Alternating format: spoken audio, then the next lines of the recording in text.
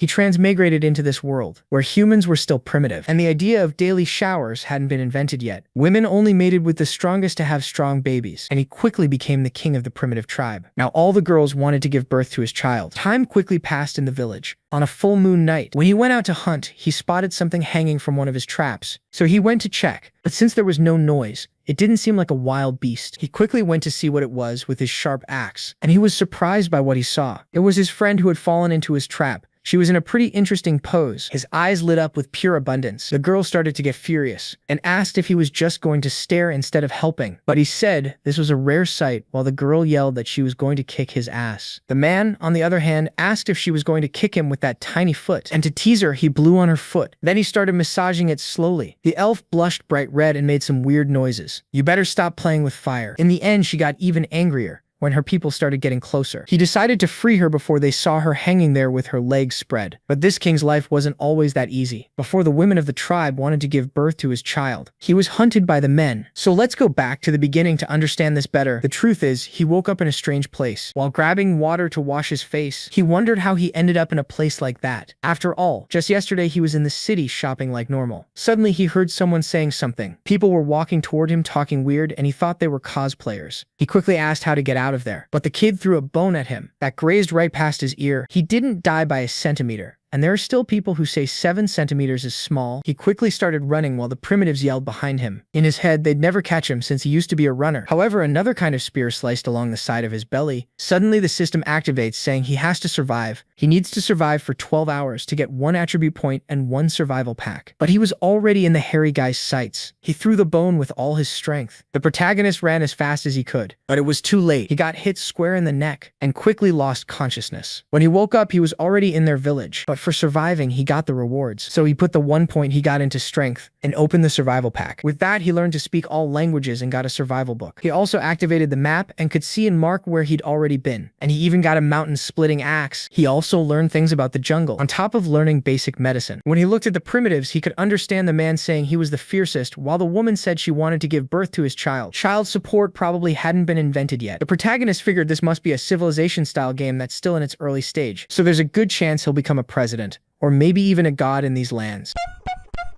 He tells the system to put the attribute point into strength and equip the split mountain axe. Once it activates, power surges through him, and Chen easily snaps the rope binding him. But he's quickly noticed by 2 primitive men, Stonebone and Leng Guchui. Stonebone orders the others not to let Chen escape. Then he and Leng Guchui step forward and warn him there's no way out. Full of swagger, Chen shouts back, asking how they dare disrespect their god. Stonebone stares at him and asks what god he's talking about. Seeing Leng Guchui, Chen assumes he's the leader. He declares that heaven sent him to rule them, and since they offended him, punishment is coming. That instantly enrages Stonebone, who charges straight at Chen. Right then, the system gives Chen a new mission: intimidate the primitive people and subdue them to become their leader. Fail, and he loses the split mountain axe. Seeing this, Chen goes tense, because without the axe, he doesn't think he'd last long in a place like this. Refusing to lose, Chen meets Stonebone's attack head-on. The impact is so strong, it cracks the ground around them. Chen is startled by just how powerful these primitive people are. Still, he knows his own body has been strengthened too, so Chen pushes back with full force, and to his surprise, Stonebone's weapon gets cut in half. The entire camp is stunned by the display. Then Chen suddenly senses something has gone very wrong. He has a bad feeling. And he's right. Stonebone yells for everyone to rush Chen at once. Completely dumbfounded, Chen turns and runs, wondering why Stonebone acted like it was a duel, only for the whole group to gang up on one 24-year-old. When one boy lunges at him, Chen slips aside and fires back in one smooth move. Angry, Chen warns them not to push him too far, claiming he could still take down 5 of them before dying and ordering them to back off. He knows if all those barbarians swarm him, he'll be dead in seconds. Then to his surprise, every barbarian suddenly panics and runs away from him. Chen has no idea why. Then his system reveals a side mission: help the primitive people by driving off a ferocious saber-tooth. It has already been accepted automatically. At first, Chen just stares at the mission in confusion, but that disappears the moment he realizes a saber-toothed tiger is standing right behind him. The instant Chen sees it, he runs for his life. The tiger pursues him relentlessly, swiping at him as he flees. Panicked, Chen wonders why everything here seems determined to eat him. He also can't understand why the system would assign a mission like this. He knows one bite from that tiger could take away half his body, and then he suddenly feels its claw rake into him, leaving him badly hurt. Chen realizes a direct fight makes no sense, so he forces himself to calm down and think.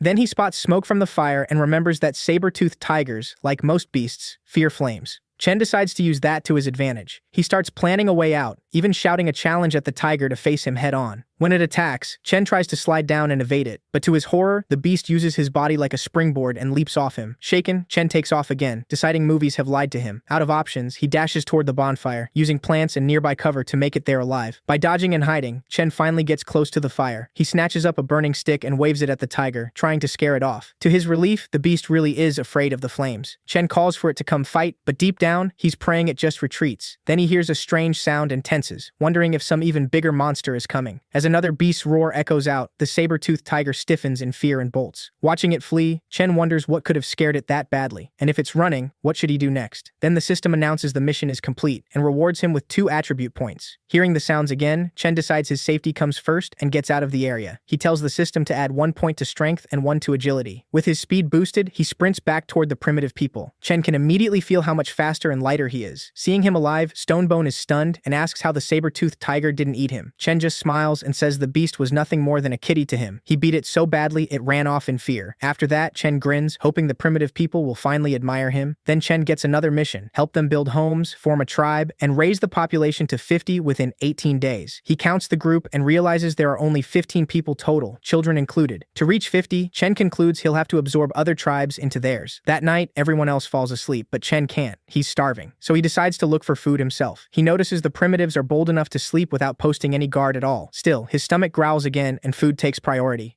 He remembers the roasted lamb from earlier, but hesitates, uneasy. If something could frighten a saber-toothed tiger, then something truly terrifying must be nearby. Chen tries to reassure himself. He has to find food no matter what, and hopefully he won't run into that monster. So, axe in hand, he heads toward the place where he saw the roasted lamb before. After a while, Chen cautiously reaches the area. He moves in carefully, alert for any danger. As he gets closer, he notices other prey animals nearby too. Now that he's the leader, Chen knows he can't think only about himself, so he gathers up the other prey as well. But on the way back, a strange feeling hits him, and suddenly he falls into a pit. Furious, Chen shouts about who dug a hole there. Then he looks closer and realizes it isn't a pit at all. It's a massive footprint left by some monster or giant beast, something almost like a dinosaur. Then Chen thinks that after seeing the saber-toothed tiger, he really should have understood this place isn't just primitive, but a whole era filled with history's most terrifying and deadly creatures. Knowing he can't waste time, Chen decides he must quickly find a safe place for everyone. The next morning, the primitives are fighting over food. Fed up, Chen yells at them to stop snatching from each other. He realizes they still know nothing about modesty or saving resources, and there's a lot he needs to teach them. Chen announces that the current food will first go to the hunters who joined him that day. Stonebone points out that they usually hunt in turns, and yesterday's group was him, Agan, and Huangshu. Today, he says, it's Luting, Heizhu Jiao, and Leng Guchui's turn. Stonebone adds that everyone wants to go if their king is going. The others agree, but Chen notices the boy Sam, the same one who attacked him before. Chen figures Sam might be scared he's still holding a grudge, so he decides to find a way to cheer him up. Chen tells everyone that anyone who wants can come with him. He's going to search for a place to build their home. Hearing that, a girl named Mia steps forward and asks what a home is. Chen explained that a home was where they'd live together as one tribe, a place that, like tree roots, would feed and protect both this family and the generations after them. Mia lit up, rushed over, and hugged Chen, asking if she could live with her king. Chen smiled and told her yes. Before long, everyone would be one big family living together. Mia got so excited she blurted out that the king wanted to live with her and have children. Stonebone then asked Chen where this home would be built. Chen called everyone over and explained that they had to find open ground with mountains to the north and rivers to the south, somewhere with water for drinking and irrigation, grazing and fodder for livestock, plus firewood and stone for building. It would also be safer, with seeds and timber nearby for farming and houses. Then Chen decided the settlement should be close to the sea as well, since a river delta would offer rich soil and later on, a good place to learn seafaring.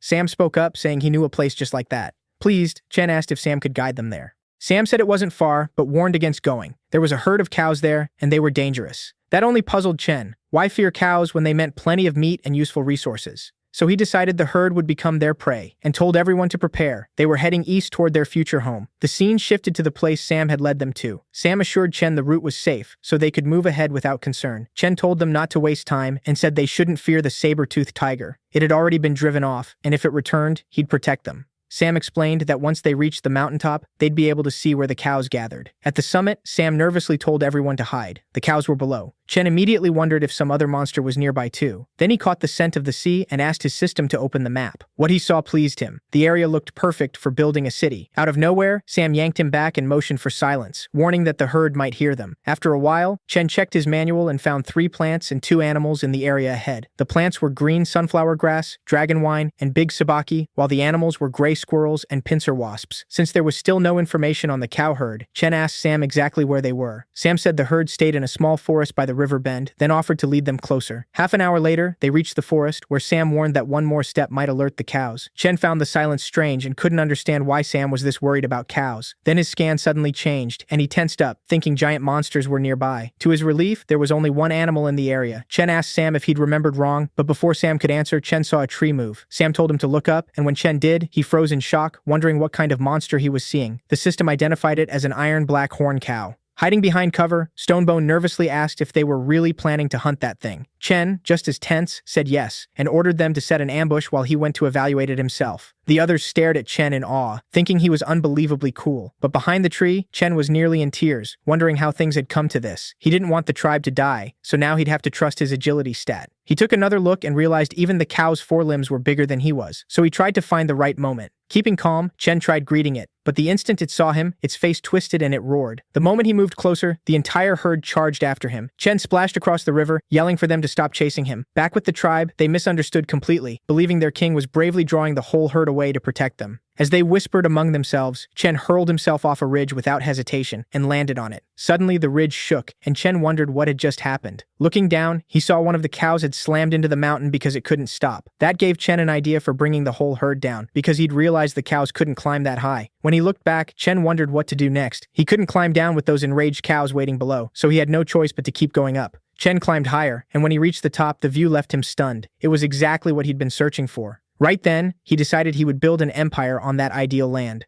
Thrilled, he felt like his journey had truly begun. On the other side, Sam noticed the herd retreating and wondered why and where their king had gone. Stonebone guessed Chen might have been crushed under the cows, so he climbed a tree to look, planning to recover Chen's axe if nothing else. But the instant he got onto the tree, Chen's axe came flying in and stuck beside him. Stonebone was dumbfounded, and Chen mocked him for being bold enough to assume his king was dead. Sam and the others were relieved the moment they saw Chen alive. Stonebone then asked whether the cows were really that strong. Chen said he planned to use cow meat to strengthen his body, then asked if they wanted to try some too. Stonebone and Sam both refused. They said they couldn't beat those cows, and even if they somehow did, they still wouldn't eat the meat. Chen snapped, asking if they'd ignored him. He only wanted an answer. Frightened, they all quickly said yes, they wanted to eat it. Chen said he would teach them how to make weapons and how to hunt with them. He planned to return in 3 days and take down the cows. In the next scene, Chen split a tree in half with a single slash. Everyone was stunned by his strength, but Stonebone stepped up and asked why he'd cut the tree down when it didn't even bear fruit. Chen explained they'd use it to make weapons, so everyone should watch closely. He then taught them how to turn wooden poles into spears. While crafting, Chen noticed he had a bonus to his technology attribute. To demonstrate how spears worked in a hunt, Chen showed them how to throw one. The tribe was amazed. Before this, they'd only ever gathered wood and never imagined it could become something so deadly. Excited, they all said they wanted to try the spears themselves. Chen told Stonebone to go first. While Stonebone practiced, Chen kept making more spears. Within a few hours, the whole tribe was training with them. As they practiced, Chen called Liu Teng and Heiju over and told them to attack him together. The two rushed him in a fury, but Chen slipped past both attacks with ease. Then he countered and knocked out Heiju. Enraged, Liu Teng charged again, and this time managed to draw a little blood. Everyone stared in shock. Chen told Liu Teng that if the spear's sharp end had been used, he'd already be dead. Liu Teng shouted that their king was like a god. They could never beat him. Chen explained they were relying on raw strength instead of skill. The spear's real advantage was its point. They needed to use the sharp tip precisely against enemies or prey. Then he told them to start by practicing throws. He set up a target and had them throw from a distance. They all took turns, but not one of them could hit it. Chen started thinking maybe none of them had any talent, and that he judged them too quickly. Then, out of nowhere, a spear struck the target. Chen blinked in surprise, and the others were just as shocked that someone had actually landed a hit. He turned and saw Huang Shi standing there. Chen asked if he'd thrown it, and Huang Shi simply asked whether he had won. Chen said yes and gave him 2 spears as a reward. Suddenly, someone rushed over to report that a beast was approaching. Chen ordered everyone to prepare for battle, but inside, he was pleased. This hunt would give them real experience. A beast burst from the forest and roared at them. Chen charged it at once, shouting that it would be their dinner tonight. As the fight began, Chen told everyone to follow his commands, surround the beast and wait for his his signal. He attacked first, and somehow the beast's speed began to slow. Chen called for Stonebone and Huang Shi to throw their spears from behind. As they struck, the beast flew into a rage and smashed Chen backward, snapping his spear. He knew he had to move fast, but before he could, Huang Shi launched a spear that hit the beast square in the mouth. Chen was impressed by Huang Shi's precision. Soon everyone else started hurling spears too, and Sam waited above them, perched in a tree. Under that barrage, the beast tried to run, but Chen cut it off and shouted for Sam to strike. Sam sprang down at the beast and drove his spear into its head. That only sent the beast into a berserk frenzy. The sight of it made everyone tense. Sam was suddenly in danger, still gripping the spear he'd used. Chen sprinted in and leaped up, bringing down his axe. A blast rang out and the whole area disappeared into smoke. Everyone shouted anxiously, wondering if their king was alive. When the smoke cleared, Chen told them to stop yelling, joking that they sounded like they were summoning spirits. Then he praised their performance and announced they'd eat well that night, which instantly thrilled everyone. Chen gave Sam special praise for doing so well, then told Huang Shi he was the hunt's MVP. From now on, Huang Shi would join him on hunts, and Chen would give him new weapons to test.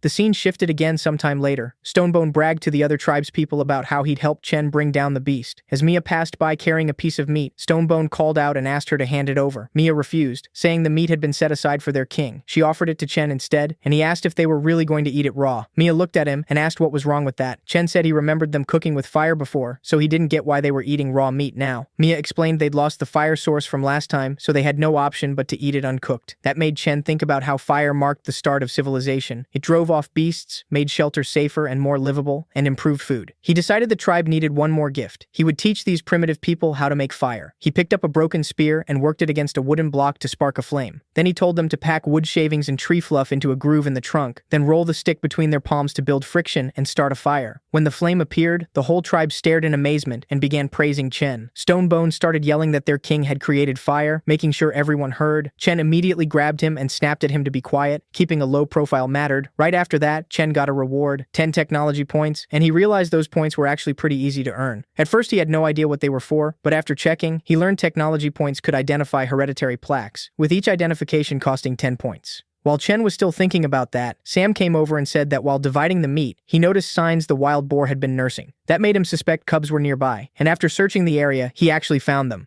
At once, Chen got a side quest: pen up the boar cubs and domesticate them. The system asked whether he wanted to accept. Chen sent Mia and Sam together to bring the cubs back. He warned them to be careful and not injure the little boars. He wanted every one of them alive. Mia grabbed Sam's hand and the two ran off toward the cubs. Chen decided to build a pigsty before they returned, so he called for Stonebone to come after eating. He had work for him. Then the scene shifted to evening, with Stonebone hauling branches and asking his friends why their king wanted so many. When they got back to the den, Stonebone saw everyone making something unfamiliar. Puzzled, he asked Huang Shu what it was. Huang Shu said the king called it grass rope, and it was stronger than the vines they usually used. He also explained how to make it. First they had to smooth the straw, then braid it into rope by crossing the strands. Stonebone only got more annoyed, because he still had no clue what was happening. Chen told him to stop standing around and bring the branches over. Then he had everyone pick up the branches and tie on the grass ropes in a set pattern. They needed to build at least 5 wooden frames. After that, Chen told them to set the frames into pits he'd dug, then lash the tops together so they formed a cage shape, covering it neatly with straw. The moment it was finished, the whole tribe rushed into the pigsty and started fighting over it, each wanting to live there and bear the king's children. Chen stiffened at the sight and told them the pigsty wasn't for them. Just then, Sam and Mia came back carrying the cubs. Chen told Sam to place the boar cubs inside the pigsty. Hearing that, Stonebone ran to Chen in tears, shouting that he couldn't do such a thing. He kept protesting, asking how a nest that good could be wasted on wild boars. Aegon clung to Chen too, agreeing with Stonebone. They all wanted to live in that nest. Stonebone added that they wanted a home where they could cuddle with the king. Chen furiously shoved them away, saying he had no interest in cuddling with a man. Then he said he didn't care if they wanted the pigsty now, but once proper houses were built, neither of them would get a spot.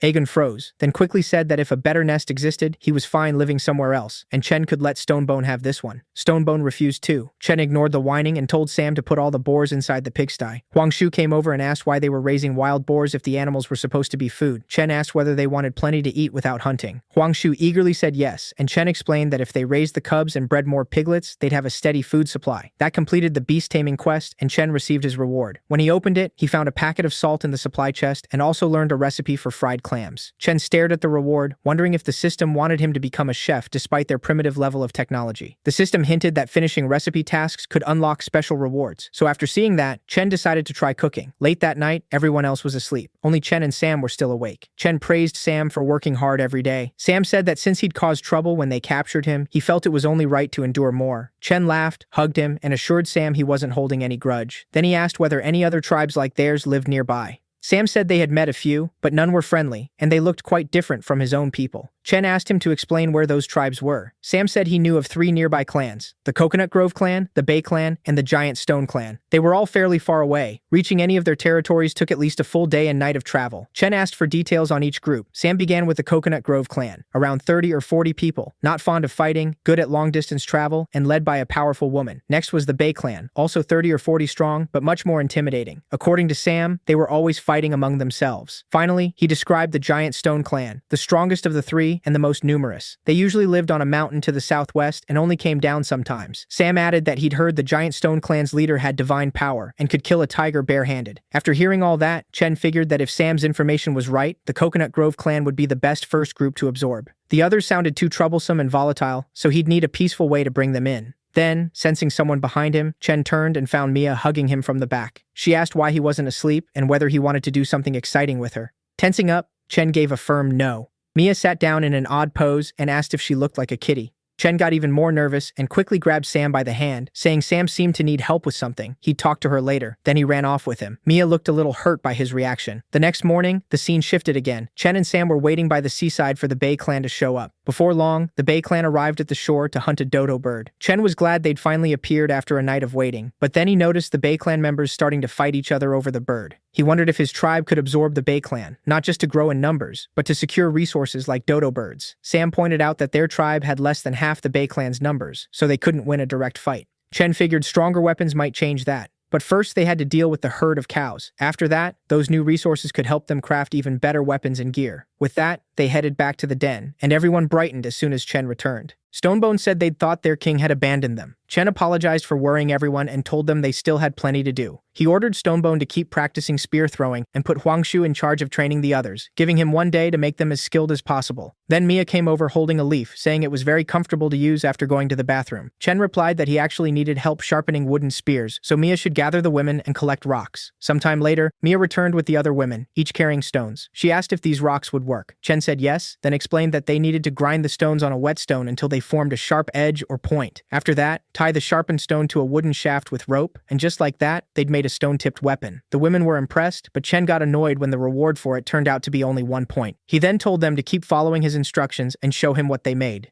Mia quickly called Chen over, saying she had already finished one. When he looked, he saw she'd made a double-edged axe, and he praised her. Delighted, Mia smiled, and at that moment, Chen unlocked a hidden feature called Talent Discovery. When he checked Mia, the system showed that she had talent in toolmaking. Mia noticed him staring and shyly asked why he was looking at her like that. Chen ignored the question and told the women to make as many spears and axes as possible. Little by little, they produced 30 spears and axes in total, and Chen praised Mia for making over half of them. Then he noticed her hands were scraped and scratched from grinding stone. When Chen showed concern, Mia blushed. At once, the other girls crowded in and asked if he cared about them too. Chen said it wasn't what they thought, but they had already gotten very close to him. He hurriedly fled, announcing that was enough work for today and everyone could rest. Then he headed toward the men's training area to check on their practice. A wooden log suddenly flew at Chen. He dodged it just in time and realized it was part of the tribe's training. Huangshu had clearly been teaching them well. Chen asked how they were doing, and Huangshu said everyone had improved a lot. They could now hit targets with ease. Chen's talent discovery showed Huangshu was a throwing master. Huangshu added that Luting was very strong but mistimed his throws and only brought out his full power besides Stonebone. He also noted that Lengu Chui was the first to fully master the technique. What shocked him most was Huangshu and Stonebone's teamwork. Alone they were average, but together they alternated 4 spears at a time and scored the best results. Chen was pleased. At this rate, dealing with the herd of black bulls should be easy. Stonebone asked if he was certain. Chen said yes, but to be safe, they'd bring their secret weapon too. Huangshu blinked in surprise and asked what secret weapon he meant. Chen pulled out several black leaves, told everyone to look carefully, and ordered them to gather as many as possible. He warned them not to touch the leaves with open cuts. The plant carried a natural paralytic. That night, Chen began pounding a stone into shape. Mia arrived with all the spears and asked why he'd carved a shallow hollow into the rock. Chen said it was a mortar, and she'd soon see why. He told her to gather the women and use the stone club to crush the leaves inside, then smear the paste onto the wooden spear tips. Luting came over, saying the men also wanted to help with the club. Chen told them to rest instead. He'd need their strength for the hunt in the morning. Sometime later, Chen sat eating grilled meat and sprinkling salt over it. Mia suddenly tossed a spear toward him, letting him know the coating was finished. Chen got up, told the women to stay behind and guard the camp and children, then ordered everyone else to follow him to the mountain. The tribe lit up with excitement and grabbed their weapons. They were ready to show those beasts what they could do. After a while, they reached the mountaintop. Aegon asked if it was really okay for their king to act as bait alone. He was clearly worried about the danger. Stonebone answered that their king was incredibly strong, so he should be fine. Sam cut in and told everyone to get ready. Something was moving near the river. Stonebone told Mia and the other women to pass out spears on time, especially to Sam, once they were in position on the mountain. Their king was risking everything, and losing him wasn't an option. So here's what had happened. 10 minutes earlier, Chen had been wandering near the Black Bulls, thinking that fleeing to Stone Mountain, like last time, was still the best route. But to stay cautious, he decided to lure a smaller one first. He walked up to a smaller bull and hurled a stone at it. Then he loudly declared himself the gang's leader and dared it to come fight him. The Black Bull instantly flew into a rage, and, out of nowhere, 3 bulls charged after Chen. As he ran, Chen shouted for Stonebone to target the first Black Bull. Stonebone immediately ordered everyone to prepare. Then the spears flew all at once. It worked. The Black Bulls were hit and wounded. Using that opening, Sam threw spears straight at their necks. The bulls crashed against the mountain, and Chen leaped for a ledge to climb higher, but his hand slipped. At the last second, Stonebone caught him and pulled him to safety. Chen ordered everyone to keep attacking while the bulls were weakened, so the assault continued. Stonebone stepped up and started directing the strikes. Watching him, Chen noticed real leadership talent and understood why Stonebone was so good at commanding others. He realized Stonebone was worth grooming into a true leader. Stonebone soon returned and reported that the bulls seemed to be calming down. Chen was pleased. The tranquilizer was working faster than expected. Then, Sam shouted that the rest of the herd was charging toward them too. Chen was startled by how fast they were. Still, he told everyone not to panic. This was part of the plan. They only needed to finish the 3 below and make sure none escaped. The Black Bulls tried backing away, but they were moving slowly. Realizing the poison had kicked in, Chen told everyone to target their legs and keep them from fleeing. Stonebone then ordered everyone to throw, and the 3 bulls finally collapsed to the ground. Chen told them to stop, but Stonebone argued this wasn't the time for softness. They had to deal with these 3 before the others arrived. Chen asked how many spears were left. Mia answered that they still had 28. Then Chen told Sam to count the incoming herd, and Sam estimated around 20 bulls. Chen said that was exactly why he'd called a halt. They didn't have many spears to waste. Huangshu asked if that meant abandoning all the effort they'd spent on the 3 Black Bulls. Chen said no. This was still part of the plan. He'd never intended for a small squad to fight the whole herd head-on. From the start, the true goal was the leader. Once that boss went down, the rest would scatter. To draw it out, they needed bait. That's why those Black Bulls had to stay alive and couldn't be allowed to escape. Chen added that he'd originally planned to use just 1 bull, but the extra 2 had cost them far more spears than expected. Suddenly, Sam yelled that he could see the Black Bull's leader, and it looked like a giant monster. The boss roared, and the whole herd began charging toward the mountain to ram it. At first, Chen and the others wondered, had the bulls gone insane? But Chen quickly realized the boss had no intention of fighting yet. Then they felt it. The mountain itself was starting to collapse. Chen yelled for everyone to run back and find cover, but Mia couldn't get away in time and fell as the mountainside broke apart. Without hesitation, Chen jumped down after her and called for Aegon to follow. Heizhu Jiao and Lengu Chui came down too to help. Now there was no choice but to fight. Heizhu Jiao asked Aegon if they should charge the bulls, but Aegon told him not to act recklessly and wait for their leader's order. Chen, meanwhile, was tense. He realized the bull boss had already seen through his trap. That intelligence frustrated him. Stonebone told those still on the mountain to go protect their leader, but Chen shouted for them to stop.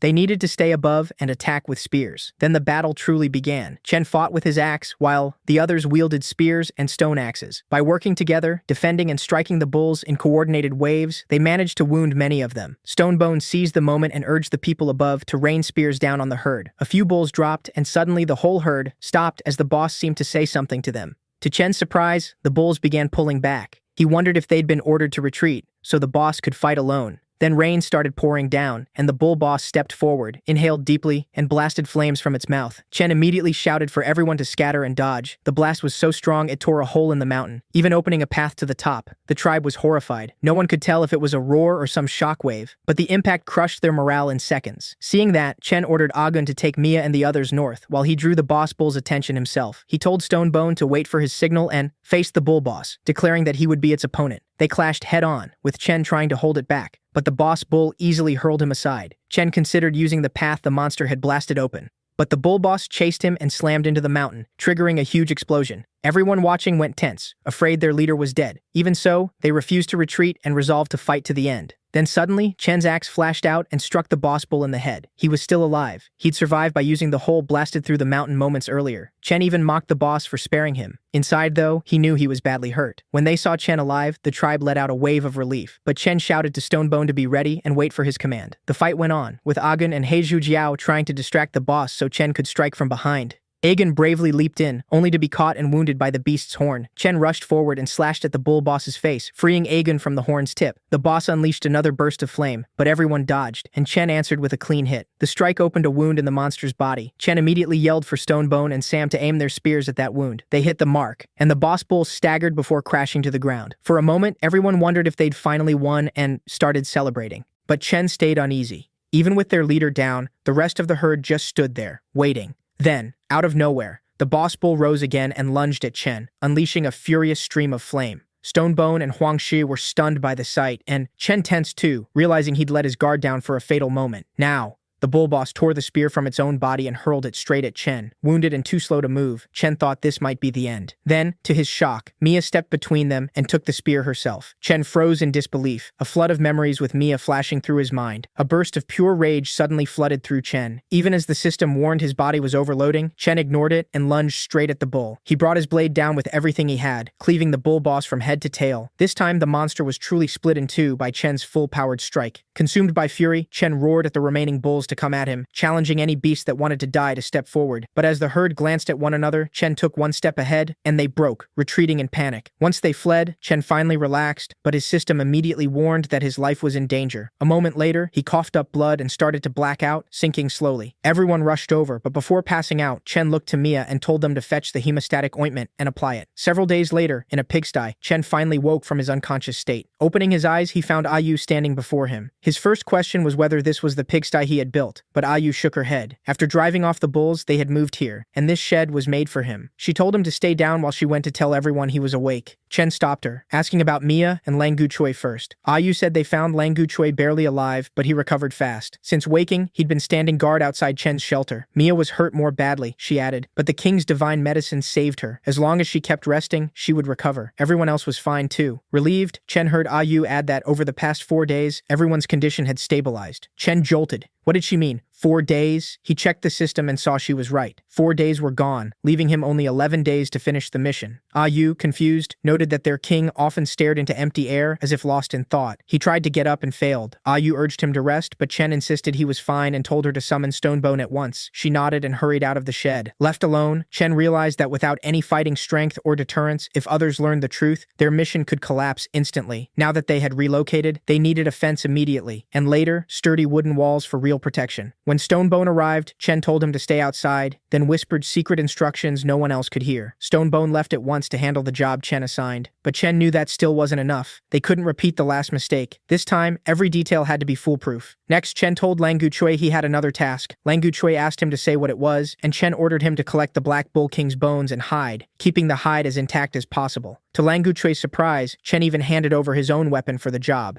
After they left, Ayu again told Chen to rest. He refused, saying he still needed to speak with her. He asked her to come inside so they could talk in private. Once she entered, Chen explained he'd sent the others away because he had an important mission for her. Ayu immediately agreed, then started taking off her clothes, thinking he wanted something romantic. Flustered, Chen yelled at Ayu to put them back on. Realizing her mistake, Ayu blushed. Chen quickly clarified that he wanted her to stage a performance, because he planned to send someone to negotiate with the Coconut Grove clan and persuade them to submit to Chen's rule. Ayu, tense, asked whether the larger Coconut Grove clan would really agree to join them. Chen said that's exactly why they had to display their strength and push the Coconut Grove clan to submit right away. He gave 2 reasons for choosing Ayu. First, the tribe was ruled by women, so as a woman she could communicate better with them. Second, only she knew his true condition, that his all-out attack had wrecked his body. The ointment stopped it from getting worse, but he still needed proper treatment. Smiling, Ayu asked if they were planning to bluff the Coconut Grove clan into fear. She said she understood exactly what to do, so Chen should just rest and leave it to her. Sometime later, Sam and Ayu were on their way to the Coconut Grove clan. Sam warned that, even if the clan hated conflict, now was not the time to provoke them. Ayu said she understood, and they kept moving. When they finally arrived, Sam pointed out a spring where the Coconut Grove girls were bathing. Then he identified the clan's leader, the one they had come to meet. But while they were talking, some Coconut Grove members spotted them. A little later, Ayu and Sam were brought before Lisa, leader of the Coconut Grove clan. The girls reported that they had caught the pair sneaking around, claiming to be envoys seeking an audience with their leader. Sam protested. They weren't ordinary visitors, but ambassadors appointed by their king. Lisa only mocked them, saying Ayu looked like a slave, and the men brought fish meat scraps that barely fed anyone for a few days. Then she ordered Sam separated from Ayu. Ayu shot back that she'd expected the Coconut Grove Queen to be more farsighted. Since she wasn't, the mountain of meat they meant to offer would go to the Bay clan instead. Lisa stopped her people and told Ayu to continue, then asked if she had really said a mountain of meat. Ayu confirmed it, explaining she meant the giant black bulls by the northern river. Lisa asked if they wanted to team up with the Coconut Grove clan to hunt the herd. Ayu laughed and told her not to underestimate them. They had already wiped out the black bulls, and the river area now belonged to them. The Coconut Grove women were stunned, whispering that Ayu had to be lying. Last time, their own clan had nearly been trampled by that same herd. Lisa rose and asked whether Ayu understood what happened to people who lied to her. Ayu didn't flinch. She said even the biggest bull had fallen to their king, and if Lisa doubted it, she could come see for herself. When one girl tried to warn Lisa, Ayu laughed it off, joking that if their king wanted, he could flatten the entire Coconut Grove clan. Sam backed her up, saying they hadn't come to fight. They brought gifts and their king's invitation. Why doubt their sincerity? Ayu then snapped that if the queen was too afraid to come herself, she could at least send someone to collect the meat. That edge in Ayu's voice made Lisa tense, though she still warned them not to try any games. A moment later, Ayu and Sam returned with Lisa and her group. Sam announced that they were back, but Stonebone barked at him not to make such a fuss and go help with the houses instead. Hearing that, one of Lisa's girls asked what these houses were. Ayu then informed Chen that the Coconut Grove clan had arrived. The moment Lisa saw Chen, she stiffened, sensing a fierce killing intent rolling off him, as if she were facing some ancient beast. In truth, Chen had deliberately dressed like a prehistoric monster. He told Ayu she had done well, and his heavy presence only made Lisa more uneasy. Then a sound came from the bushes. It was Mia, Langu Chui, and Agun hiding there. Chen had ordered all the wounded to stay out of sight, but Agun admitted he was just curious what the Coconut Grove Queen looked like. Chen then thanked Lisa and her clan for agreeing to his request and coming all the way to their territory. One Coconut Grove girl immediately demanded to know where the meat was. Chen calmly said it was nearby, and they could take as much as they could carry. When they got there, they froze at the sight of a literal mountain of meat. Heijujian and Lu Tang were already carving it up. One Coconut Grove girl stepped up to take some, but they warned her the meat was extremely tough. She tried to cut it with a wooden stick, and the stick snapped under the strain. Lu Tang and Heijujian burst out laughing. The girl yelled, asking what was so funny, and said they only caught the bulls because the herd was in chaos. Heijujian fired back, asking if she wanted to fight. Just then, Chen's axe crashed into the ground between them, making the Coconut Grove girls jump back in fear. He had thrown it there to break up the argument. Lisa, clearly rattled, asked what kind of weapon that was. It was far better than their ironwood branches and bone knives. Chen told her to use his pangu axe to cut meat for the Coconut Grove clan. Heijujian complained that the girls were the ones who started it, but Chen sharply ordered him to do as told. Grumbling, Heijujian obeyed and muttered that the girls were lucky. Chen told Lisa he'd make sure she could take the meat without any problems. He always kept his word. It was his principle. Nervously, Lisa asked how he had conquered the bull herd. Chen replied that whether she learned through mutual trust or personal experience depended on what happened next. Then he told Lisa to call it a day, take the meat, and leave. Lisa replied that he seemed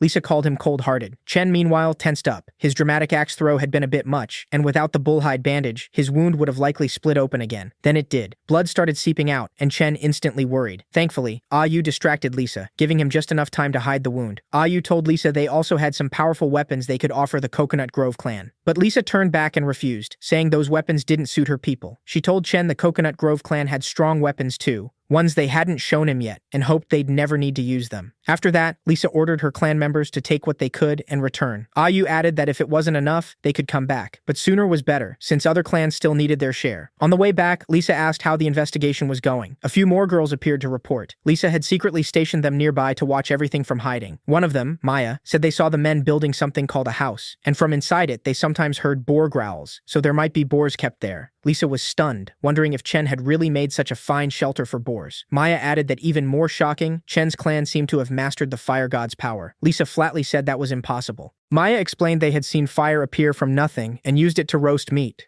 She hesitated before saying more, but Lisa pressed her to speak plainly. Maya then said Chen's clan had only a little over 10 people altogether, including a few children and old men. Still, she suspected they were deliberately hiding their true numbers. Lisa demanded to know why they hadn't searched more carefully. Maya said the nearby trees had been cut down, so getting closer would have exposed them. They had no choice but to watch from the woods at a distance. Lisa simply replied, "Okay," then suddenly lashed them with her whip. She warned that if they made excuses again, next time the punishment would be far worse than a whipping. Maya bowed and thanked Lisa for showing mercy. Back at Chen's camp, he finally relaxed a little as Ayu came over to ask about his condition. Chen admitted the bull herd had taken a heavy toll on him. He also noticed Ayu had a real gift for talking. Then she asked, half teasing, whether compared to the Coconut Grove Queen, he preferred her. Flustered, Chen quickly told her not to get the wrong idea. He asked Ayu to call in the men hiding outside so they could help him continue recovering, and said Leng Guchui would guard the entrance until he was fully healed. Ayu agreed, then added that he looked really cool. That made Chen awkwardly blush. Just then Sam arrived, saying Chen really was amazing. The Coconut Grove clan had placed watchers around their camp, exactly as he'd predicted. Chen asked about the other task he'd given him. Sam said it was finished. The Coconut Grove clan only saw what Chen wanted them to see, and missed everything they weren't meant to notice. Chen praised his effort, and Sam lit up, saying it was nothing. He was heading off to help Stonebone and the others build the house. After Sam left, Ayu asked whether Chen truly thought the Coconut Grove clan would join them willingly. Chen said it was too soon to tell. The plan was only half complete. Next time the Coconut Grove clan came, they could begin the second half. Chen then went back to his shed to rest and checked his supplies, seeing he had only 11 days left, nowhere near enough time to fully heal. He asked the system to open the warehouse and found only a packet of salt and a single tube of hemostatic ointment left. The system also showed his axe had upgraded into the axe of Pengu. Startled, Chen wondered when that had happened. He grew even more uneasy when he realized he must have missed it after handing the axe to Leng Guchui that morning.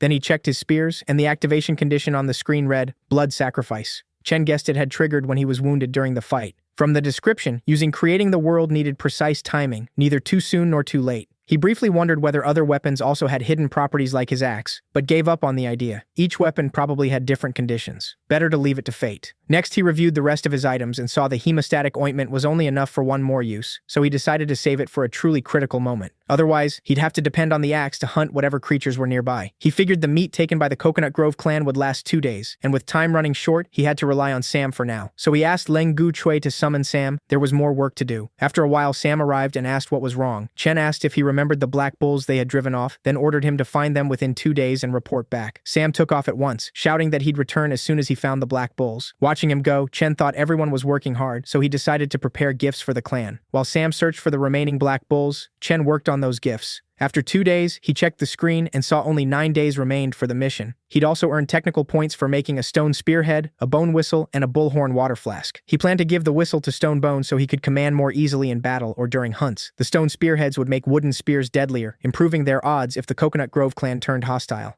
And finally, the bullhorn water flask was for Sam. Then Ayu arrived with good news. The houses were finished. Chen said they should go see the house. When he arrived, Stonebone proudly showed off what they had built. Then Stonebone shouted, asking if it wasn't cool. Chen didn't actually like it much, but for now he answered yes. Everyone cheered. Finally, they no longer had to live in cages or keep searching for branches. While the others celebrated, Chen still felt a little frustrated. Even so, Stonebone fitted the straw door into place, finishing the structure. The moment it was set, Chen gained 10 technical points for building the house. Looking around carefully, he realized the tribe had changed enormously since his arrival. At first, they'd been almost like wild beasts, surviving on raw instinct, fur, and drink. Now their behavior had improved, and their intelligence was becoming much clearer. Chen wondered if all of it came from the system, as if it were speeding up evolution itself. He told them to notify him as soon as Sam returned, then went back to his shed. Before long, Sam came running in, shouting that he'd found them. Chen praised him, then announced that they could finally begin the second half of the plan. He told everyone to follow him, then pulled Stonebone aside, saying he needed a word. A few minutes later, Chen finished explaining the plan and asked whether anyone had questions. Stonebone nervously asked if it would really work and worried about the risk. Sam told him not to stress. He'd handle it. And when the moment came, Stonebone just needed to lead the others. Chen then gave Stonebone the whistle, saying it would make commanding the group much easier. He also told Sam he'd prepared a gift for him and would hand it over after the mission. Sam was thrilled. Finally, Chen smiled and reminded them that once they saw his signal, they had to act immediately. Huangshu, Sam, Stonebone, and Lu Teng all went off to carry out Chen's orders. Chen could only think how badly they were stretched for manpower, leaving him no choice but to assign work even to the injured. So he told Ayu to have Mia and Leng Guchui build a bigger bonfire in front of the wooden house, but not light it yet. Ayu asked if it was for the guests who were about to arrive. Chen said yes, while wondering whether the bait they'd set 2 days earlier would actually work. Sometime later, a girl was working when she suddenly spotted a large group from the Coconut Grove clan heading toward their camp. She immediately ran over and told Chen the Coconut Grove clan had arrived. Inside the house, Ayu had been tending to him, and Chen was enjoying being looked after like that. He even thought that once he subdued the Coconut Grove clan, he'd have both Lisa and Ayu caring for him. As soon as he heard the Coconut Grove clan was here, Ayu went out to greet them. She invited Lisa inside the palace, saying their king was waiting. The word palace stunned Lisa. How had Chen's people turned a straw shed into a wooden house so quickly? She kept staring, wondering how Chen's clan had changed so fast. Then Lisa smiled and asked whether her king was too afraid to come out and meet them. She added they didn't want to trouble Chen's clan again, but this time they would take more meat as compensation. She also said her subordinates wanted to meet their new neighbors, so she had brought them along, hoping they wouldn't frighten Chen's people. Ayu laughed and said their king had already ordered 40 portions of meat prepared in advance, so Lisa was free to take them. Though from the looks of it, she hadn't brought 40 people. Lisa then asked why Ayu didn't join the Coconut Grove clan if she cared so much, even offering her a place by her side. Ayu thanked her, but said she had long since been won over by her king's strength. She politely refused, then led them to where the meat was stored and said that if they couldn't carry it all, they were welcome to eat as much as they liked on the spot. She added that if cutting the meat was hard, they could ask Chen's warriors to help. Lisa told her people to eat and stay calm while she went to see Chen herself. When Lisa entered, Chen greeted her with easy warmth. Seeing Chen in that refined house made Lisa flush. Still, she kept her poise and asked if this was really his place, admitting it looked pretty decent. Chen noticed her interest in the house and decided to impress her further. He said this was only a temporary shelter. Once the real palace was built, this one would go to the tribes. Lisa froze, then asked if he truly planned to let his people live in a place like that. Chen said he knew it was rough for now, but later he would build them better stone houses. Then, without warning, Lisa suddenly pulled out her whip and bound Chen with it, leaning in close. Tense, Chen asked what she was doing. Lisa said no one understood men better than she did, and she knew plenty of ways to make him hand over those strange things willingly. She wondered if that would be enough to break him. Chen found it far too stimulating, but kept a stern face and laughed. Did she really think this could force him and that he'd have no backup plan? Inside, though, Chen was panicking. He had no backup at all. Things had slipped out of control, and his unhealed injuries made fighting hard enough already. To Chen's relief, Ayu suddenly entered and announced that the feast was ready. But when Ayu saw Chen and Lisa like that, she froze and blurted that Chen shouldn't be doing such things. Lisa withdrew the whip, and Chen said they'd talked enough. It was time to go out and barbecue. He asked Ayu whether the fire had been lit. Meanwhile, Lisa wondered if Chen's calm under her pressure meant he truly had a hidden plan or simply didn't fear death. Compared with her own people, his composure felt very different. Outside, the Coconut Grove girls cheerfully called Lisa over, saying the grilled meat smelled amazing. Chen also handed Ayu some salt to pass around to the Coconut Grove clan. Ayu gave it out, telling everyone to sprinkle a little on the meat to improve the taste. Lisa sharply demanded to know what Ayu was putting on the food. Ayu shot back that if Lisa was scared, she didn't have to eat. But once Lisa saw her clan members praising the flavor, she understood. Chen was pleased too, hoping they'd keep eating and buy Sam and Stonebone more time to finish their job. The scene shifted to Stonebone and the others, waiting near the black bulls. Liu Teng asked why they were hunting bulls again when they already had enough meat. Stonebone said they weren't here to hunt. He told Liu Teng to stop asking and follow orders. Then Huang Shu's signal came, and they all hurled their spears at the black bulls. The whole herd bolted. Stonebone shouted to Sam that the bulls were charging his way. Sam told them not to worry and leapt from the tree, driving his spear into a bull's neck. After landing the hit, Sam yelled that he'd done it. The bull was his now. Wounded, the bull began thrashing and running wildly. Sam forced himself to stay brave. He knew he could handle it. From afar, Huang Shu saw the herd turning east. Stonebone signaled Sam, and Sam realized the direction was wrong. He steered the bull to the right, sending it rushing west instead. The scene cut back to Chen's den, where the Coconut Grove girls were eating happily and at ease. Chen waited for the signal when suddenly a defender from the Coconut Grove clan came sprinting toward the den. Lisa saw her and demanded to know why she looked so panicked. Through tears, the girl said a group of crazed black bulls had stormed their camp, wrecking everything, and their defenders couldn't stop them. Lisa shot to her feet and ordered everyone back to the base, swearing she'd make those mad bulls pay. But inside, she was shaken. Her clan had always stayed away from the black bulls, so what had suddenly caused this? Back at the Coconut Grove camp, the girls couldn't drive the bulls off. They fired slingshots, but the shots barely fazed the beasts, so they rushed into close combat to save the sisters trapped below. But the moment one girl jumped down, a bull attacked and nearly hit her again. Just then, Lisa arrived and snared the bull's leg with her whip. Seeing her, the others brightened. Lisa shouted at the crazed beasts, furious they dared hurt her people. She dropped one bull, but that still wasn't enough. It got back up and charged straight at Lisa, hurling her through the air and knocking the whip from her hand. Chen appeared just in time and caught her. He asked if she was all right. Lisa, frustrated but steady, said she was fine. She just couldn't understand where the bulls had come from. Nearby, Huang Shu, Sam, Liu Teng, and Stonebone awkwardly hid their faces, since they were the cause.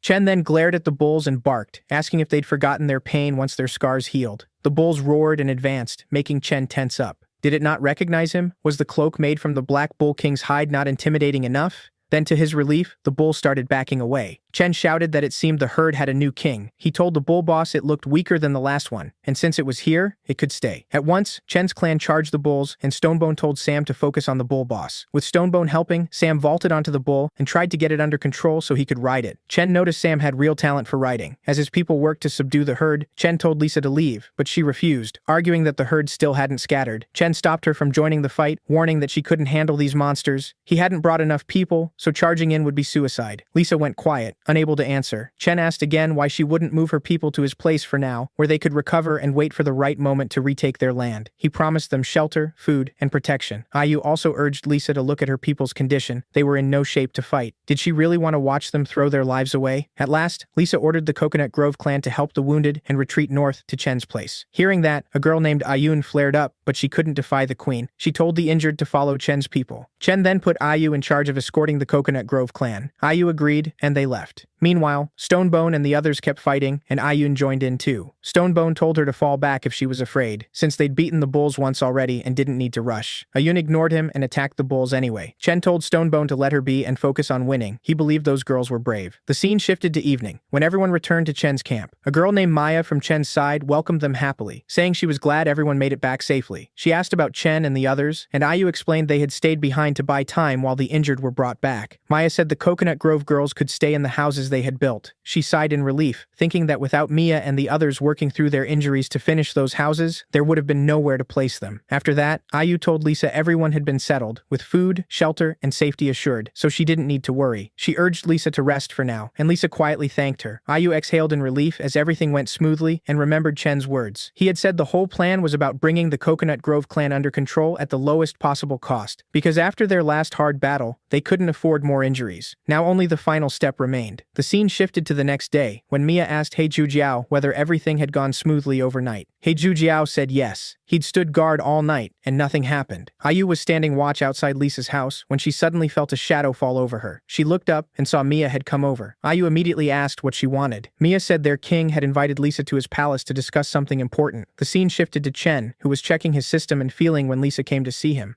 Lisa said Ayu had told her about merging the clans, and her answer was no. She couldn't agree to it. Lisa warned Chen not to think he could pressure her just because the Coconut Grove clan was temporarily weakened. Chen replied that he wasn't forcing her. He was offering a trade. He could teach her how to build houses, make weapons, and create fire. And in return, the Coconut Grove clan would merge with his tribe. He asked again that she accept and remain under his protection. Chen stepped closer and said courage alone wasn't always enough. He reminded her that she knew the brutality of the Bay clan and the power of the Giant Stone clan better than he did. Right now, he said, she was like an injured fawn, and soon bloodthirsty beasts would smell that blood and come hunting. Frustrated, Lisa told him to stop. She already knew all that, but it wasn't so simple. She explained she couldn't force the Coconut Grove girls to submit to his rule. Lisa asked once more whether Chen was truly willing to accept that challenge. Chen just smiled and agreed. Once outside, Chen addressed the girls of the Coconut Grove clan. Since their queen was wounded and couldn't duel, he said, fairness meant he wouldn't fight either. Instead, Chen declared that Stonebone would battle in his place. Stonebone laughed and asked who dared face him. Ayun stepped forward at once and accepted. Stonebone grinned, warning her not to get beaten by him. Ayun shot back that he should watch out for her eagle weapon. The duel began, and Ayun hurled a bone knife at Stonebone. He laughed at first, but then realized Chen was standing right behind him. If he dodged, Chen would be hit. So Stonebone raised his axe and blocked the first blade, but a second knife slipped through and scraped his helmet. He wasn't badly hurt, but it enraged him. Stonebone charged Ayun with brutal force. Ayun was nearly overwhelmed when a Coconut Grove girl suddenly leaped from the crowd and threw another knife at Stonebone's helmet. At the same moment, Ayun swept him down. Stonebone yelled that he'd been ambushed and the duel was no longer fair. As he hit the ground, Ayun snatched up a knife and lunged straight at Chen. Chen didn't even flinch. He'd already assigned Huangshu to guard him. Hidden atop the palace roof, Huangshu hurled a spear at Ayun to shield Chen. The spear struck and sent Ayun crashing down. At once, the Coconut Grove girls rushed toward Tina, shouting at Chen in fury. They accused him of cheating and luring them into his territory with a scheme. Stonebone and Ayun both tensed as the standoff escalated. The girls begged Lisa for an order, insisting they could wipe everyone here out. Chen grew tense too. An assassination hadn't been part of his plan, and he wondered if the Coconut Grove girls were trying to spark a full fight. Whether Lisa ordered it or knew nothing about it. If the queen had commanded it, he could even use Lisa as a hostage. But to his surprise, Lisa angrily ordered her people to stop. She shouted, asking if they really thought their petty scheme could fool her. She said she'd never allow friends who had helped them to be treated so shamefully. Lisa added that she wouldn't investigate who joined the assassination plot, but the duel was still their loss. Then she told Chen Ayun was the Coconut Grove clan's bravest, most loyal warrior. Without her, Ayun would never have thrown away her pride for something like this. Lisa said she knew Chen possessed extraordinary abilities, almost miraculous ones, so she asked whether he could be generous enough to spare Tina's life. The Coconut Grove clan would be grateful forever.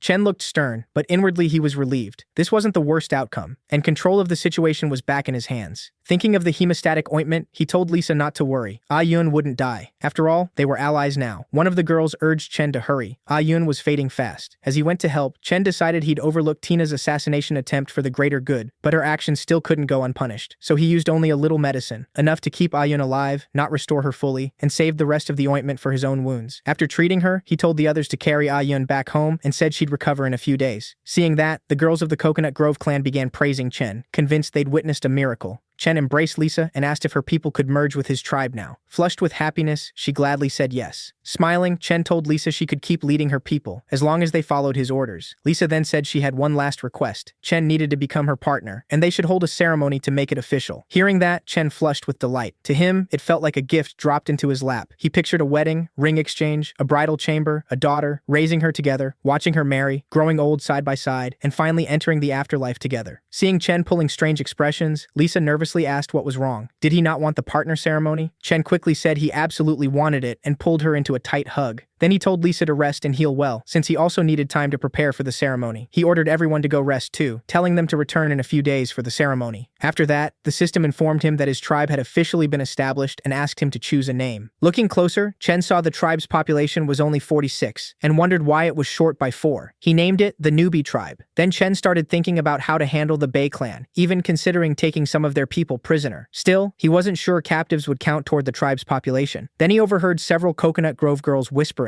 They said they used to like Chen's smile, but now he'd end up like the men who became the queen's partners before. Chopped to pieces during the ceremony, then eaten. Chen went stiff. The queen ate men? He wondered if that explained why the Coconut Grove clan had so few males. Then someone suddenly came up behind him, making him yelp and beg them not to hurt him. Mia revealed herself and asked why he was so frightened. Still startled, Chen asked what she wanted. Mia asked if he really intended to become that rude woman Lisa's partner. Chen admitted he might need to rethink it, since agreeing to the ceremony had been too hasty. Mia asked if he meant that. Chen said he thought he was getting a bride, but Lisa turned out to be more like a praying mantis. Mia started celebrating, until Ayu cut in and asked why she'd snuck out when she was supposed to be resting. Blushing, Mia said she wanted to be with Chen. He sadly replied that he needed to be alone, and suggested the Coconut Grove girls help with camp construction if they wanted. Ayu agreed and started leading Mia back. Even so, Mia kept telling Chen to think carefully and choose her instead of Lisa. After that, Chen decided to go talk with Lisa about all this. The next day, Chen woke to find everyone getting along surprisingly well, and even the Coconut Grove clan was helping build houses. He headed for the farming area where the Coconut Grove group's temporary camp was set up. When he arrived, Ayun greeted him and asked if he'd come to see the queen. If so, she said, Lisa was near the river. Ayun then informed Lisa that the king had come, and Lisa told everyone else to leave. Once they were alone, Lisa asked whether something urgent had happened. Chen said no. He'd only come to check how her wound was healing. Lisa replied she'd be fully recovered in 2 or 3 more days. Then Lisa asked if Chen wanted to get an early start on their romance. Tense, Chen said no, then asked her name. Lisa told him he could call her Lisa. That was the name the former queen had given her, but no one had used it since her exile. Hearing that, Chen grew even more uneasy, thinking it was either obey or be exiled, and she might as well rename the clan the Praying Mantis clan. Chen asked whether the former queen had partners too, and where they had ended up. Lisa answered that all of them had been eaten. In her clan, queens traditionally consumed their partners to gain more power. Chen was even more alarmed, but relaxed a little when Lisa said that was the old queen's custom, and she had no intention of keeping it. Chen felt somewhat relieved and asked if she'd ever eaten anyone. Lisa said she'd only recently become queen and had never had a partner, so she'd never had the chance. Chen then said goodbye and left to prepare for the ceremony. On the way back, he thought that if being eaten wasn't a risk, maybe he should talk with Mia. Suddenly, Lisa added that although she didn't eat people, if someone wronged her later, she would not hesitate to punish them severely. Sometime later, Chen walked through their living area, watching everyone work. Then he realized he had only 7 days left to finish the mission, so he decided to capture prisoners first and secure it. Chen told Stonebone he would be away for a while. During that time, Stonebone was to organize everyone's work, and if anything urgent happened, send someone to find Chen at the beach to the south. The scene then shifted to the South Sea beach, where Chen saw something shocking and wondered what had happened. Had the Bei clan been wiped out? Dodo birds wandered freely among the corpses, so Chen realized the area was safe for the moment. He inspected the Bei clan bodies and noted they still had some elasticity, with no smell of decay. Whatever battle killed them had ended not long ago. Chen also saw that their finger claws were unusually sharp, and the wounds matched those claws. He began to wonder if the water lunatics had turned on each other. That made finding any survivors even more urgent. There, he found a corpse with no internal injuries, but a face twisted in agony, as if it had died painfully. While Chen tried to figure out what had happened, Sam suddenly appeared out of nowhere. shouting that a group of Bay clan members was causing chaos back at their place. Hearing that, Chen immediately ran back toward the base. The scene shifted to the base, where Stonebone told everyone to stay close, save their strength, and get ready for close combat. They hurled wooden spears, but the Bay clan lunatics shrugged them off without a scratch. As the lunatics pushed closer, Stonebone told everyone to stay calm and fight however they could. Just don't let anyone get dragged into the water. Once that happened, they'd stand no chance. The lunatics rushed them, but a barrage of stones broke their charge. Right then, Queen Lisa's reinforcements arrived. Lisa asked Stonebone what was happening. Were these Bay clan enemies? And why had people from the southern edge suddenly shown up at their base? Stonebone said he had no idea. The lunatics had suddenly come out of South River and stormed the base like madmen.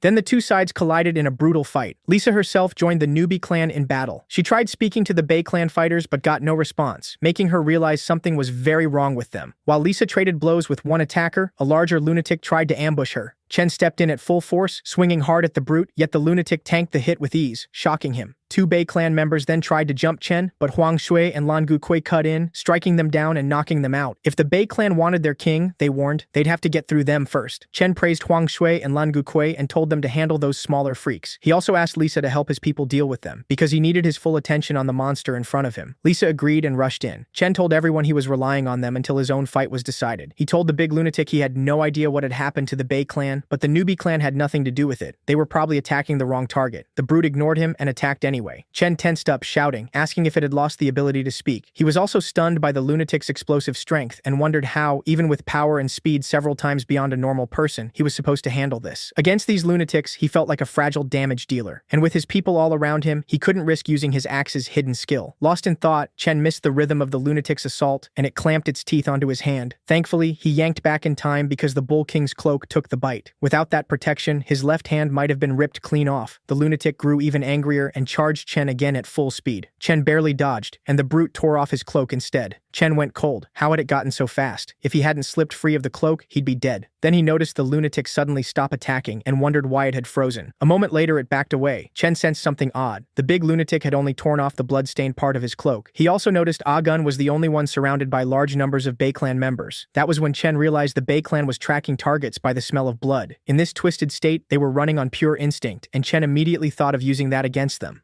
Just then, Sam came back and asked Chen what he needed. Chen ordered him to take 2 people and bring 3 cubs from the pigsty. Sam stared at him, confused, reminding him those boars were being saved for later use. Chen snapped at Sam to just do it, silently fuming that the Bay clan was forcing him to sacrifice 3 valuable boars, and he'd repay that later. He then told Lisa to pull all the wounded out of the fight. Soon Sam returned with the boars. Chen told him to release the cubs toward the river. The instant they were let loose, the frightened boars bolted for the water to find safety, but Huang Shu was waiting with spears and struck the cubs. As soon as they were wounded, all the lunatics of the Bay clan turned toward them and began ripping them apart. While the lunatics feasted on the cubs, Chen ordered everyone to coat their spearheads with paralysis drug and avoid vital spots. Then, to his surprise, Huang Shu said the Bay clan lunatics were acting strange again. When Chen looked over, he was stunned to see the lunatics twitching oddly before slowly collapsing to the ground. Chen angrily demanded to know if Sam had poisoned the cubs, but Sam denied it. That only made Chen more alert, and he ordered everyone to keep their distance and stay on guard. He couldn't figure out what was happening to the Bay clan or why this was occurring. Sometime later, the scene shifted to the farming area, where every Bay clan member had been locked in cages. Ayun told everyone to stay alert in case any of them moved. When the Bay clan captives woke up, they immediately started begging for help.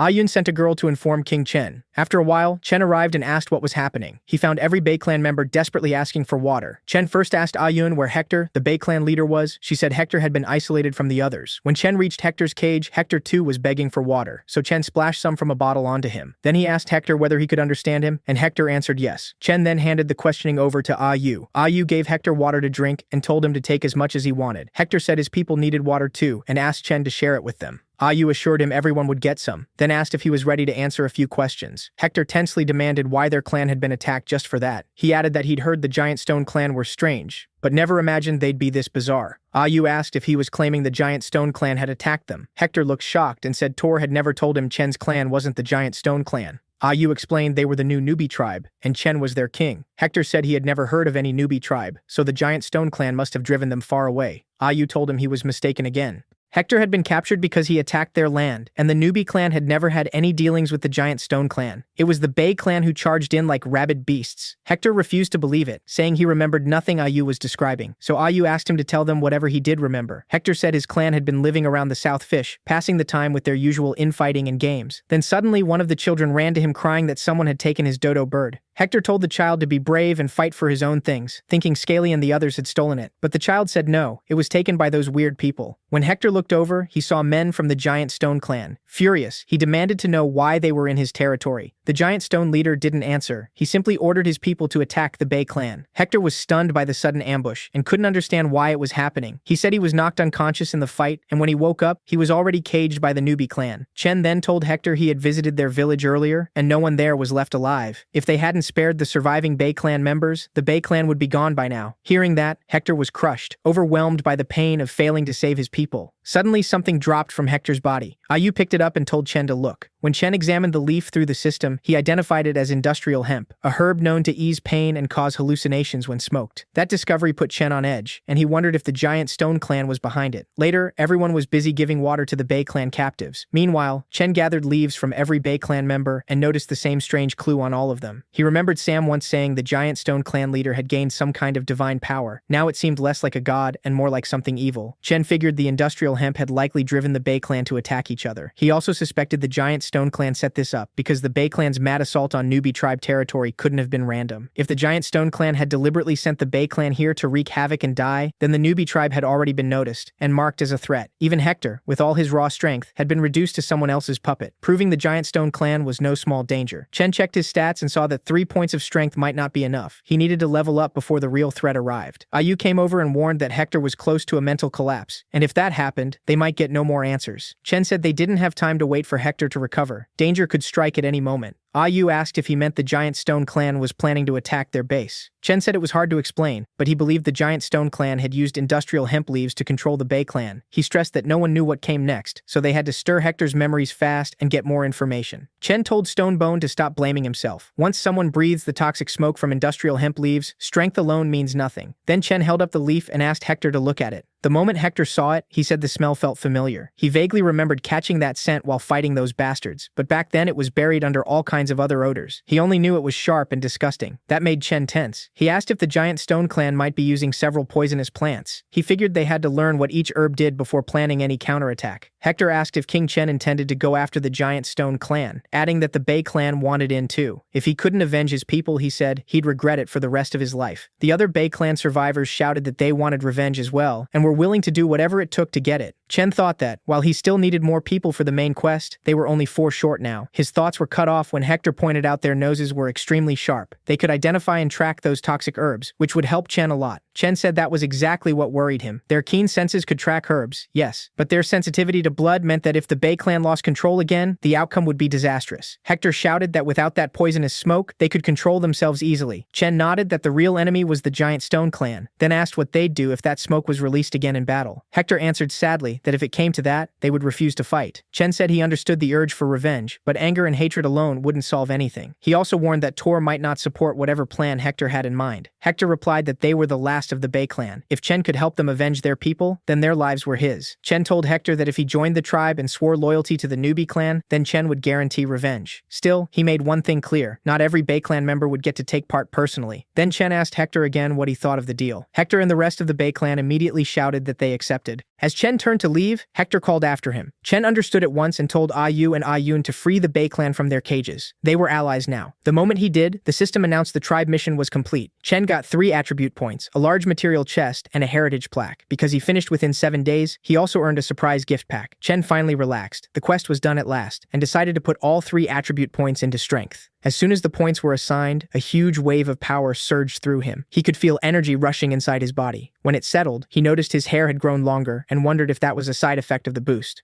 After that, Chen moved on to inspect the rewards. In the large material chest, he found 1 ton of hematite. That thrilled him. It meant he could skip the Bronze Age and move straight into the Iron Age. Next, Chen opened the surprise gift pack, hoping for something good. He was delighted to find 3 jars of hemostatic ointment. Compared with last time, this reward was far better. Then Chen told the system to bring out the heritage plaque. On it, he saw he had obtained a civilization item, though unlocking it would cost 10 technology points. He didn't hesitate and spent the points to identify it. The identification finished, and Chen received a plaque called Sense of Modesty. He immediately realized it could be an important step for their civilization's growth. He was especially pleased because it meant he no longer had to worry about men and women bathing together. He definitely didn't want anyone seeing Lisa bathe. With that done, Chen turned back to the bigger problem: how to handle the giant stone clan. Just then, Ayu arrived. She was stunned by Chen's new body: taller, broader, more muscular. Chen brushed it off and asked what she needed. In reply, Ayu asked whether he wanted her to negotiate with the giant stone clan and clear up any misunderstanding. Chen said there was no misunderstanding. The giant stone clan had already decided to destroy them. He called them the toughest enemy the newbie clan had faced so far, the kind that could set others against each other and profit from the chaos. Ayu asked nervously what their clan should do now, unable to hide her fear. Chen said their best move for now was to strengthen defenses, store food, and avoid provoking the giant stone clan until they were fully ready. In short, they had to hide their strength and wait for the right time. Ayu then asked how they should organize the 22 newcomers. Chen told her to split the Bei clan people into 3 teams, one to build houses, one to gather food, and one to make traps. At the mention of traps, Ayu looked confused and asked what they were for. Chen explained simply that traps would help defend their territory. He added that they could catch enemies or wild beasts alive, giving the tribe a stronger defense. Then he told Ayu he had another urgent job for her. With so many new mouths to feed, they had to start thinking about long-term food supplies, and they couldn't keep wasting leftover meat. So he decided everyone should learn to make jerky first. When Stonebone arrived and stared at Chen's bigger frame in surprise, Chen told him to ignore that and focus on the task ahead. He ordered Stonebone to start setting traps throughout the nearby mountains, and the denser the better. Chen said he had already picked helpers for him and would personally teach the first trap. But he stressed that the real key wasn't just learning to build them, it was memorizing where every trap was placed. Hearing that, Stonebone tensed up and admitted the job didn't sound exciting at all. Chen lightly tapped his helmet and said trusting him to remember every trap location proved how important he was. This had to stay absolutely secret. Only Chen and Stonebone would know everything, and no third person could be involved. He told Stonebone to rotate workers through different sections so no one person learned all the trap locations in any one area. If there was even one traitor among them, the consequences would be disastrous. Once the traps were set, Chen said, Stonebone had to report every location back to him. He even wiped away the sketches he'd used to explain things, warning Stonebone not to draw anything. Every trap location had to stay in his head. Stonebone admitted it sounded difficult, but promised he would live up to Chen's trust. Chen praised him, then told him to rest. They would start the work after dark. Chen placed the Sense of Modesty plaque outside his house so everyone passing by could see it and absorb its meaning. Then he told Lengu Chui he was going to sleep for a while. Stonebone and the others would come find him at night. If anything urgent happened before then, Lengu Chui was to wake him immediately. Inside the house, Chen lay on the bed wondering how much time they really had. There was still so much to do. Train soldiers into different units, build defenses, organize patrols, unlock new technology, expand territory. To Chen, the work felt endless. Still, he decided to enjoy this rare chance to rest and soon fell asleep.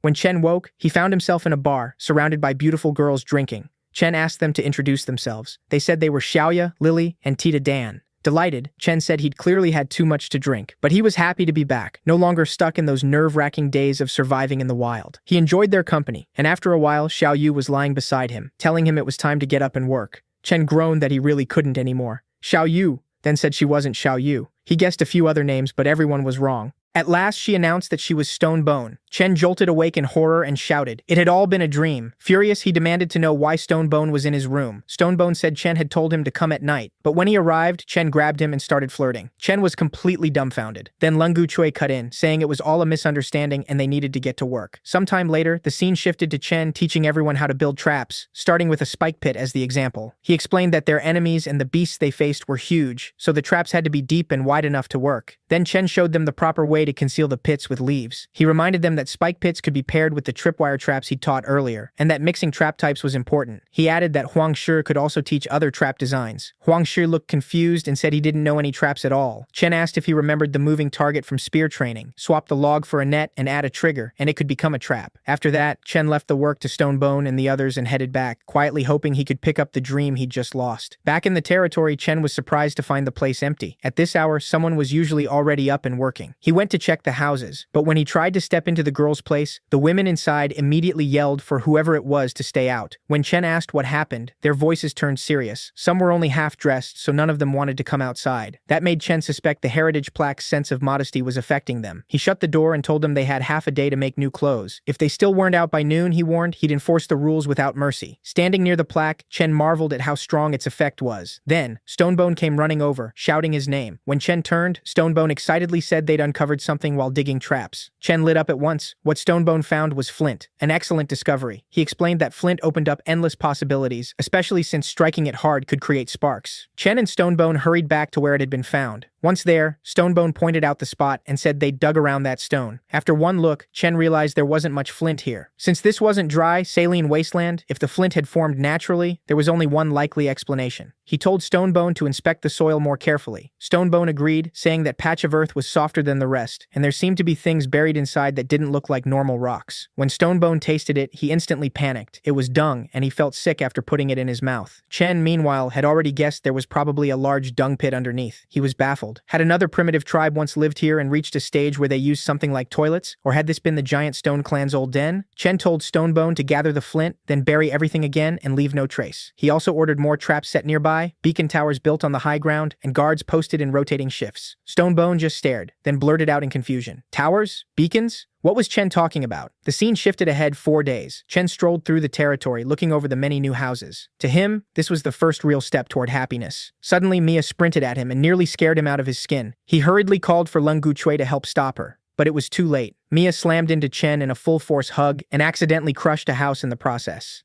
Leng Guchui nervously asked if Chen was all right and told Mia to get off him at once. Seeing Chen hurt, Mia hugged him even tighter, begging him not to die. They'd only just finished building houses and couldn't lose him now. Chen groaned that the fooling around was over, then asked if Mia had said the houses were finished. She nodded and proudly reported 2 rows of houses, 10 in total, enough to house 50 people comfortably. Pleased, Chen patted her head and praised her work. Then he told Mia not to act so recklessly again, and punished her by making her repair the broken house. After that, he went to inspect their food stores. When he reached the riverbank, Chen saw the Bei clan happily catching fish, while Ayu and several girls helped lay the catch out to dry. Chen remarked that compared with building houses or digging traps, the Bei clan were far better suited to going into the river and fishing. With their help, the new tribe had clearly gained both more food and more variety. Leng Guchui praised Chen for how much they'd accomplished, saying it had given them such a prosperous life. Chen said maybe so, but he still wondered whether the way he subdued the Coconut Grove clan was truly right, and what tricks he might use next time. Leng Guchui told him not to question himself. Chen's orders were their will, and in his eyes, there was nothing wrong with what they'd done. In this world, he said, only the strong survive. Tribes big and small destroy one another every day, so winning with the fewest losses was mercy, for them and for the Coconut Grove clan. Chen smiled and said that Leng Guchui already had the most important qualities needed for the road ahead.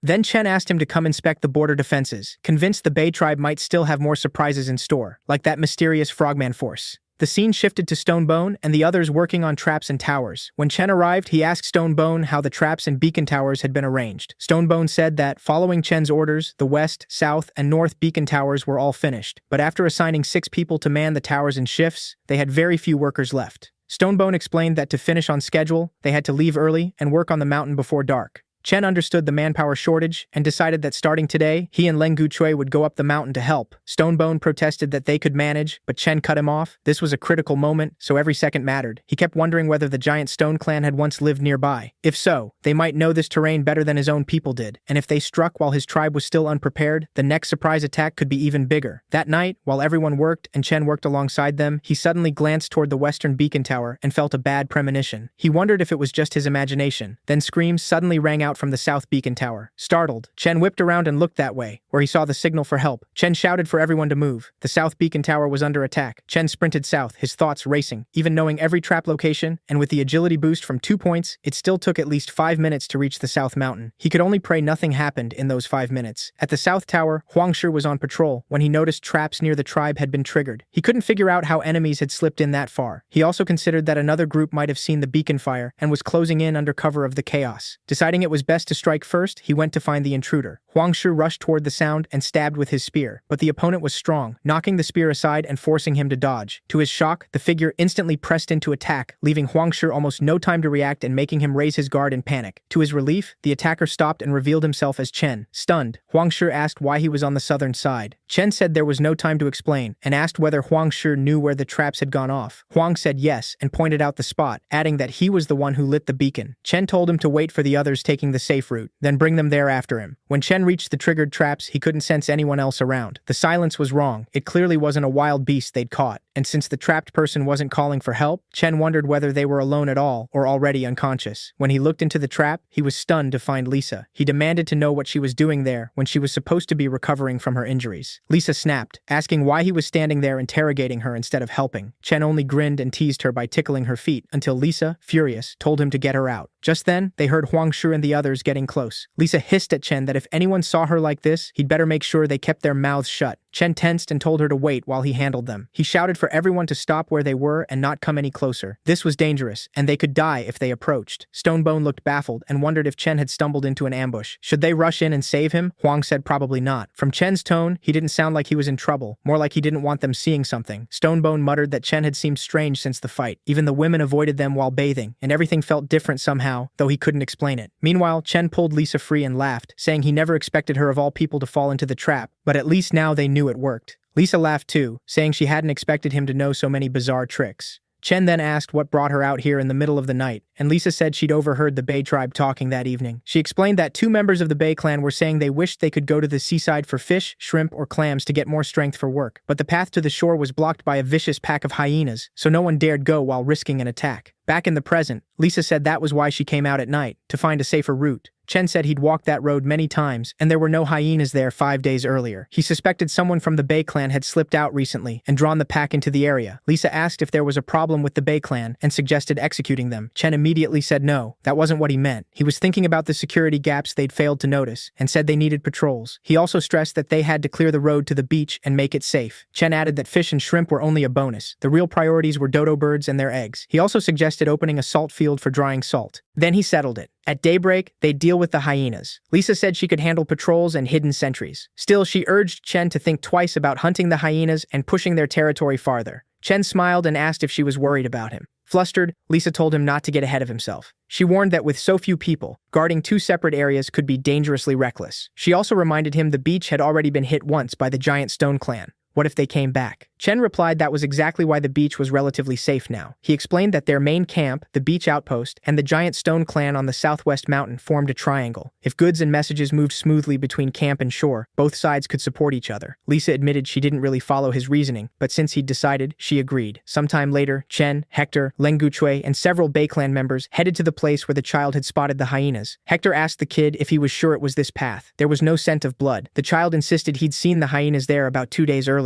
As the boy walked ahead, a hyena suddenly lunged at him. Hector reacted instantly, striking back and pulling the child out of danger. But almost at once, hyenas closed in on them from every direction. Lenguchui warned Chen to stay alert. Chen just smiled, saying that with the Bay clan beside them, a pack of wild dogs was nothing. Then Hector told Chen to take the group on the left while he handled the right. The fight broke out, and the Bay clan cut into the hyenas with ease. Chen figured it was the perfect chance to see what the new recruits were really capable of. A hyena suddenly sprang at Chen. He stopped it with ease, catching it by the throat. Within minutes, they had wiped out the hyenas. Hector grumbled that the fight hadn't been satisfying. Chen told him to forget it and pushed everyone to keep moving. As they went farther, Hector said this used to be their territory. When they arrived, Chen told everyone to study the cliff. That, he said, was where the outpost would be built. He specified it had to sit near the cliff and be large enough for 20 people, with a beacon tower above it. Chen added that once the tower was done, they also needed a small salt field beside the outpost. He told Hector he'd send extra hands to help, but made it clear he had only 4 days to finish everything. For a moment, Chen felt like a foreman inspecting a worksite, even though he was the one stuck doing the hard labor. Before leaving, Chen instructed them to light a signal fire immediately if any emergency came up. The scene shifted to 3 days later, when Chen finished crafting a wooden bow and earned 5 technology points. Just then, Ayu came to tell everyone that Sam had returned with a report. Chen went over and asked whether Sam had found any northern tribes to ally with or conquer. Sam said he'd traveled north for more than a day and found no trace of people. All he discovered was a lake, a nearby snow-capped mountain, and some strange creature living in the water. Before he could get a clear look, the creature sank to the bottom and vanished. With the snow mountain lying farther ahead, Sam didn't dare continue and turned back. Chen laughed it off, praising him for doing well, then joked that Sam feared the snowy mountain more than the lake monster. Shivering, Sam said the mountain was far more terrifying. He asked if Chen had never heard heard the stories about it. Chen asked what was so frightening, but Ayu suddenly threw her arms around him, saying she was scared. Chen asked why the snow mountain frightened her so much. Ayu said the mountain itself wasn't the worst part. It was what lived beyond it, a giant. Chen told Ayu not to be afraid. With him there, she didn't need to fear. Then his system suddenly issued a new quest. Find the giant, and he'd receive 1 attribute point. Chen was stunned. Why would simply seeing a giant earn 1 point? He'd nearly gotten killed driving off a saber-tooth before and only earned 2. Then he figured the giant might just be some oversized fellow. Watching from a distance shouldn't be that dangerous, right? On the other hand, if the giants had their own civilization, maybe they could even become allies. Even so, he had to stay cautious. One mistake could bring disaster to the tribe. Still, exploration and diplomacy weren't jobs he could leave entirely to Sam and Ayu. Chen told Sam to go rest. The banquet was in 2 days, so he could take it easy and enjoy himself. Sam thanked him, clearly relieved he was getting a break and wouldn't have to face the giant. Ayu reminded Chen that Sam got nervous in certain situations. Chen said it might be more than nerves. Sam sensed danger better than anyone else, which made him unusually alert to certain threats. That was why he could roam outside and still stay alive. Chen then asked Ayu about the preparations for the partner ceremony. Ayu said everything was ready. Chen told her to pack travel supplies for 4 people. He planned to take a small group on an expedition. Hearing that he was going himself, Ayu tensely asked if the trip was dangerous. Chen said he was only scouting nearby areas, so there was no need to worry. He asked for food, water skins, and warm clothes, and told Ayu to thank Skinny for making the clothing so well.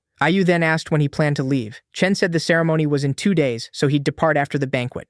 The scene shifted to 2 days later, with Chen having prepared a shield for himself. He explained that, made from hardwood and cowhide, it was very light. He added that everyone should replace their gear as quickly as possible. Just then, Ayu came in and told Chen it was time to put on the royal dress. When he stepped outside wearing it, everyone cheered and began celebrating. At that moment, Chen couldn't help wondering if the partner ceremony was basically a wedding. In his old life, he'd struggled just to survive, but now he had his own tribe, his own people, and a wife. It felt almost like a dream, yet in this world, he truly felt he belonged. Chen walked up to Lisa and told her that if he was ever gone, the fate of the newbie tribe would be in her hands. Then he announced to the whole tribe that from this moment on, Lisa was the queen of the newbie tribe. The people loudly praised their king and queen, and the mood turned deeply emotional. Even Mia cried, saying she didn't want anyone replacing the king, but the scene was still moving. After the celebration ended and night fell, everyone wished Chen good night, and went to Chen felt relieved that the ceremony had passed without anything going wrong. Ayu approached with a smile and told him Queen Lisa was waiting in the palace. He should go to her. At first, Chen blushed at the thought of Lisa waiting for him, but then tensed up, remembering her favorite way of showing affection involved a whip. Even so, he headed for the palace, curious about what might be waiting for him. Working up his nerve, Chen opened the door and told Lisa he was home. But the moment he saw her angry face and felt the heavy tension, Chen went stiff, wondering why it suddenly felt like someone was about to die. Lisa told him she'd give him 1 chance to explain himself. Nervously, Chen asked what exactly she wanted him to explain. Lisa rose, pulled out the whip, and asked if he was still pretending. Now genuinely scared, Chen begged her to be gentle. It was their wedding night. Privately, he regretted ever upgrading Lisa's whip. Lisa demanded to know why he was in such a hurry to leave her by going on a journey right after the ceremony. Hearing that, Chen relaxed a little and asked her to calm down so he could explain. He laid out his whole plan, and Lisa asked if he meant to persuade the giants to join them against the Giant Stone clan. Chen said he wasn't sure he could win the giants over and wanted to be safe, so the trip's real purpose had to stay secret. He also admitted he didn't understand why Sam and Ayu were so afraid of the giants. Lisa heard that and asked if it wouldn't be better for her to go with him. Chen refused, saying one of them had to remain with the tribe, and besides, she had something more important to handle. Lisa asked what that was. Chen took out a stone sling and said he'd show her how it worked later. He explained that by the time he returned, he needed her to train a stone sling team.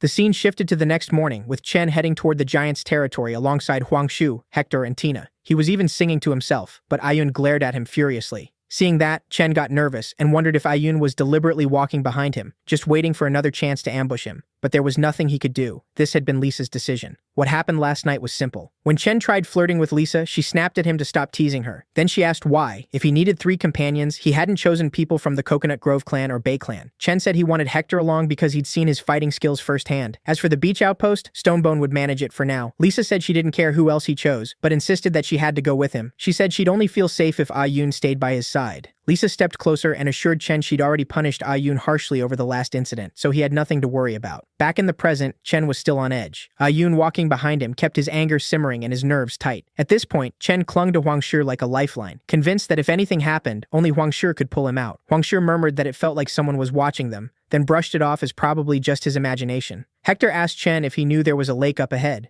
Chen nodded, saying Sam had mentioned it before. Hector laughed and guessed Sam must have seen the giant too, because when he was little, he once watched it swallow a leopard whole in an instant. He added that he'd been lucky to survive seeing it as a child, and this time he hoped for a real fight with the lake monster. Chen was dumbfounded. How was running into a creature like that considered lucky? He told Hector monsters like a lake beast didn't interest him much. He'd only be excited by something even stronger, like giants. That made Huangshe flinch, and he nervously begged Chen not to wish for that. Chen said he was only joking, then asked if giants really existed. Huangshe began explaining that before they met the king, their tribe had more than 30 members. Then one day, they ran into a giant, and the whole clan was helpless. Everyone scattered in panic. Though he was very young then, Huangshe said none of the survivors could ever forget that horrifying sight. Now Chen finally understood why Sam and Ayu trembled whenever giants were mentioned.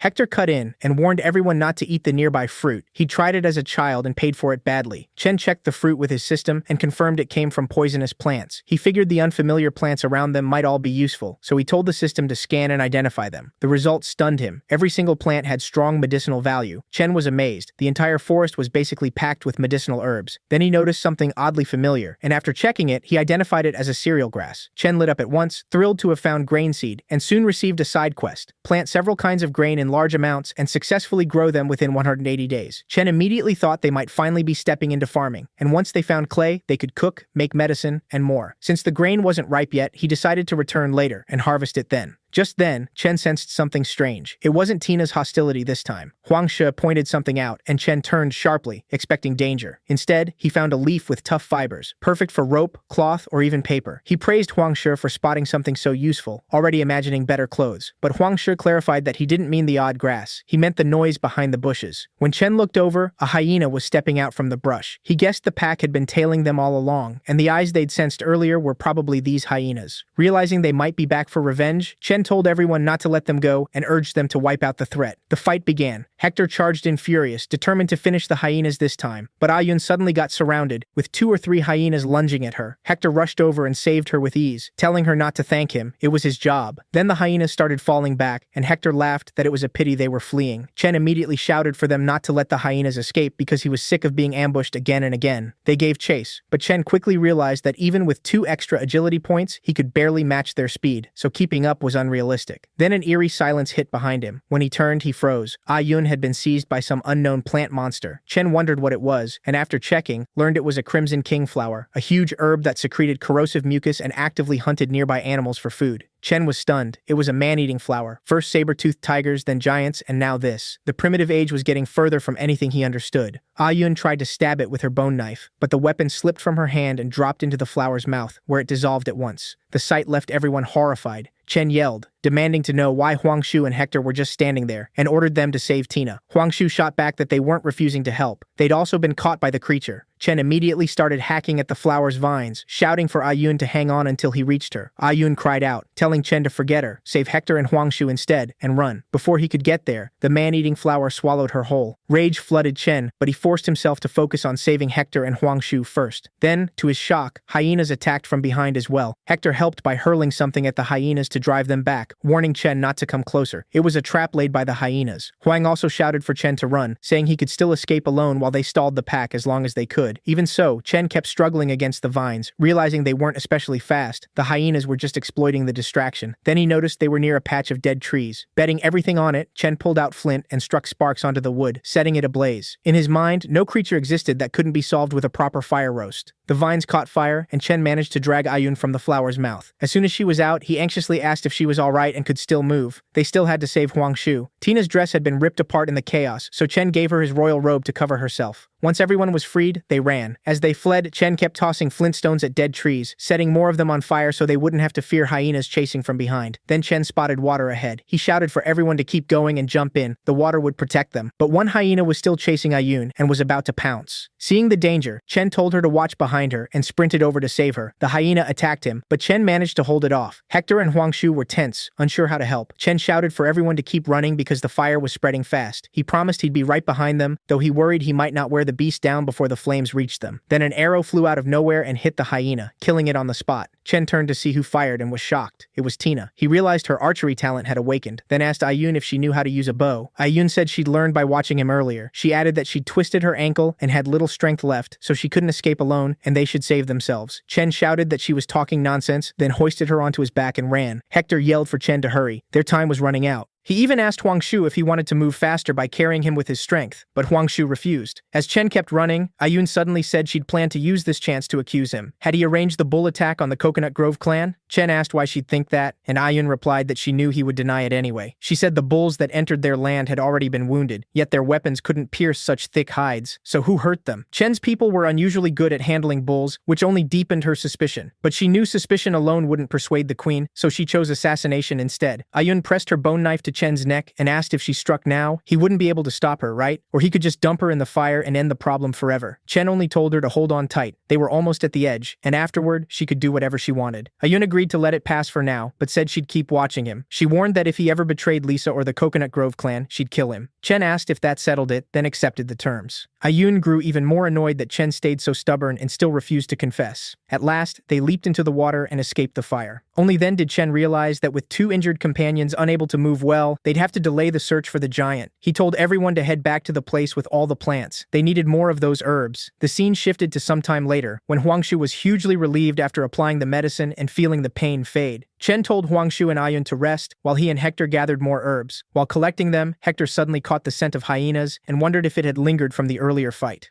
Then Chen spotted several baby hyenas ahead and realized the pack hadn't been out for revenge. They'd only been guarding their young and reacting to a threat. Seeing a chance to tame them as hunting dogs, Chen gladly accepted the quest. As they were leaving, a roar suddenly thundered nearby. Ayun asked what that sound was, but Chen recognized it at once and tensed. They couldn't be this unlucky. A bear stepped out from behind the trees, and Huangshu cried out in terror that it was a man-eating bear. Chen quickly weighed their options. With 2 injured people, outrunning it was impossible, so he ordered everyone to circle away and retreat while he kept the bear busy. Hector and Ayun tried to object, but Chen barked at them to follow orders and stop arguing. Chen snapped that they'd only slow him down. They had 1 shot to live, so they needed to follow his orders. He told Hector to get Ayun and Huangshu out safely. Then Chen charged the bear while the others fled. In an instant, he was standing face to face with the beast. Chen struck first, but the bear countered, flinging him through the air and leaving him lightly hurt. Hector saw it and immediately panicked. He urged Huangshu and Ayun to take the baby hyenas back while he went to help the king. Huangshu shouted for Hector not to interfere. He'd already seen just how terrifying Chen's strength was. To him, even the toughest enemy couldn't beat Chen, and staying would just restrict Chen's movement. So Huangshu insisted they follow Chen's command and leave. Meanwhile, Chen realized that last hit had fully drawn the bear's focus. His plan now was simple: drag the monster away, then escape. He taunted the bear into chasing him, and once it lunged after him, Chen sprinted the opposite way from the others to keep them safe.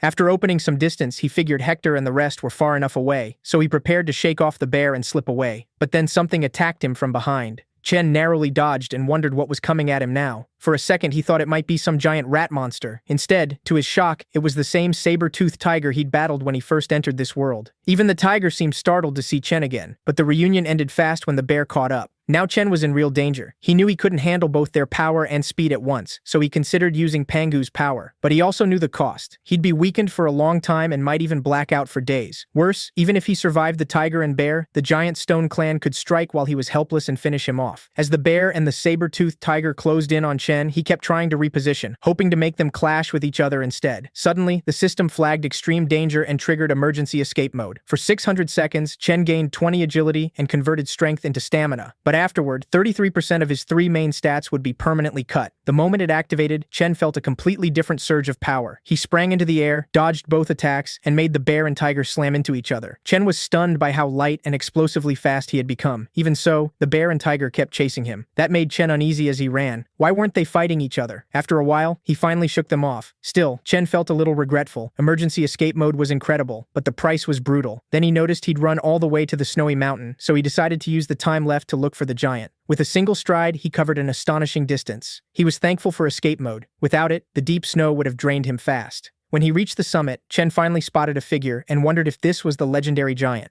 The moment he saw it, the system announced the task was complete and gave him the reward. But the giant quest had a second step now. Attack the giant to earn 10 attribute points. Chen was instantly annoyed and wondered if the system had gone crazy. Just then, one of the giant's pets picked up on something, and Chen hurriedly hid where he was. Still, the reward of 10 attribute points was too tempting, so he decided to test it by moving as fast as possible. He grabbed a stone and hurled it at the giant. The rock flew over slowly, tapped the giant, and was so tiny the giant didn't notice at all, but the giant's pet noticed it and began growling, sensing trouble. Chen Chen was thrilled when the task cleared, and he got the 10 attribute points. However, the system immediately revealed a third stage: defeat the giant alone for 100 attribute points. Seeing that, Chen wavered. A reward of 100 points was unbelievably tempting and could completely change his situation. He hesitated over whether to try. While he was still thinking, the giant grew annoyed by its pets growling, slammed the ground, and barked at them to be quiet. That single blow blasted snow into the air and buried Chen under it. His senses went numb for a moment, making the giant's overwhelming power painfully clear. Chen muttered that not even 10,000 attribute points were worth dying for. The scene shifted to evening, a few days later in the newbie clan camp. Lisa asked the Coconut Grove girls what they'd found on night patrol, and they apologized. They hadn't found anyone. Lisa ordered them to widen the patrol range and keep searching. Ayun grimly said they should prepare for the worst, fearing Chen was dead. Lisa immediately shut her down in anger, reminding her that Chen had risked his life to save all of them. Then a boy from the Bei clan came running in, shouting that their king had returned. As soon as Chen entered the territory, everyone rushed over, worried about his condition. Mia stepped up and noticed Agun was with him. She asked why Agun hadn't lit the beacon sooner so they could have rescued Chen, but Agun said King Chen had ordered him not to make a big deal of his return. Right then, Lisa arrived and yelled for everyone to stop crowding him and let Chen go rest. She grabbed Chen, sent everyone back to their posts, and declared that she'd look after him for now. She also warned that if anyone leaked the news, they'd face harsh consequences. That scared everyone into agreeing. Inside the house, Chen said he was relieved Sam and the others had returned safely, and admitted he hadn't expected them to bring hyena cubs back too. He asked Lisa to let Sam raise them, since Sam might need extra help when going out alone later. Lisa snapped that Chen should worry about himself first, and no matter how capable he was, he still had to take care of his body. Chen said the injuries weren't serious. He was just worn out and would recover after sleep, though he still wanted to handle tribe business. Lisa pressed a leg onto his stomach and slowly slid it downward. Fine, she'd inform Sam, but reminded him that as king, he didn't need to do everything himself. More than that, she said she didn't want to lose her man.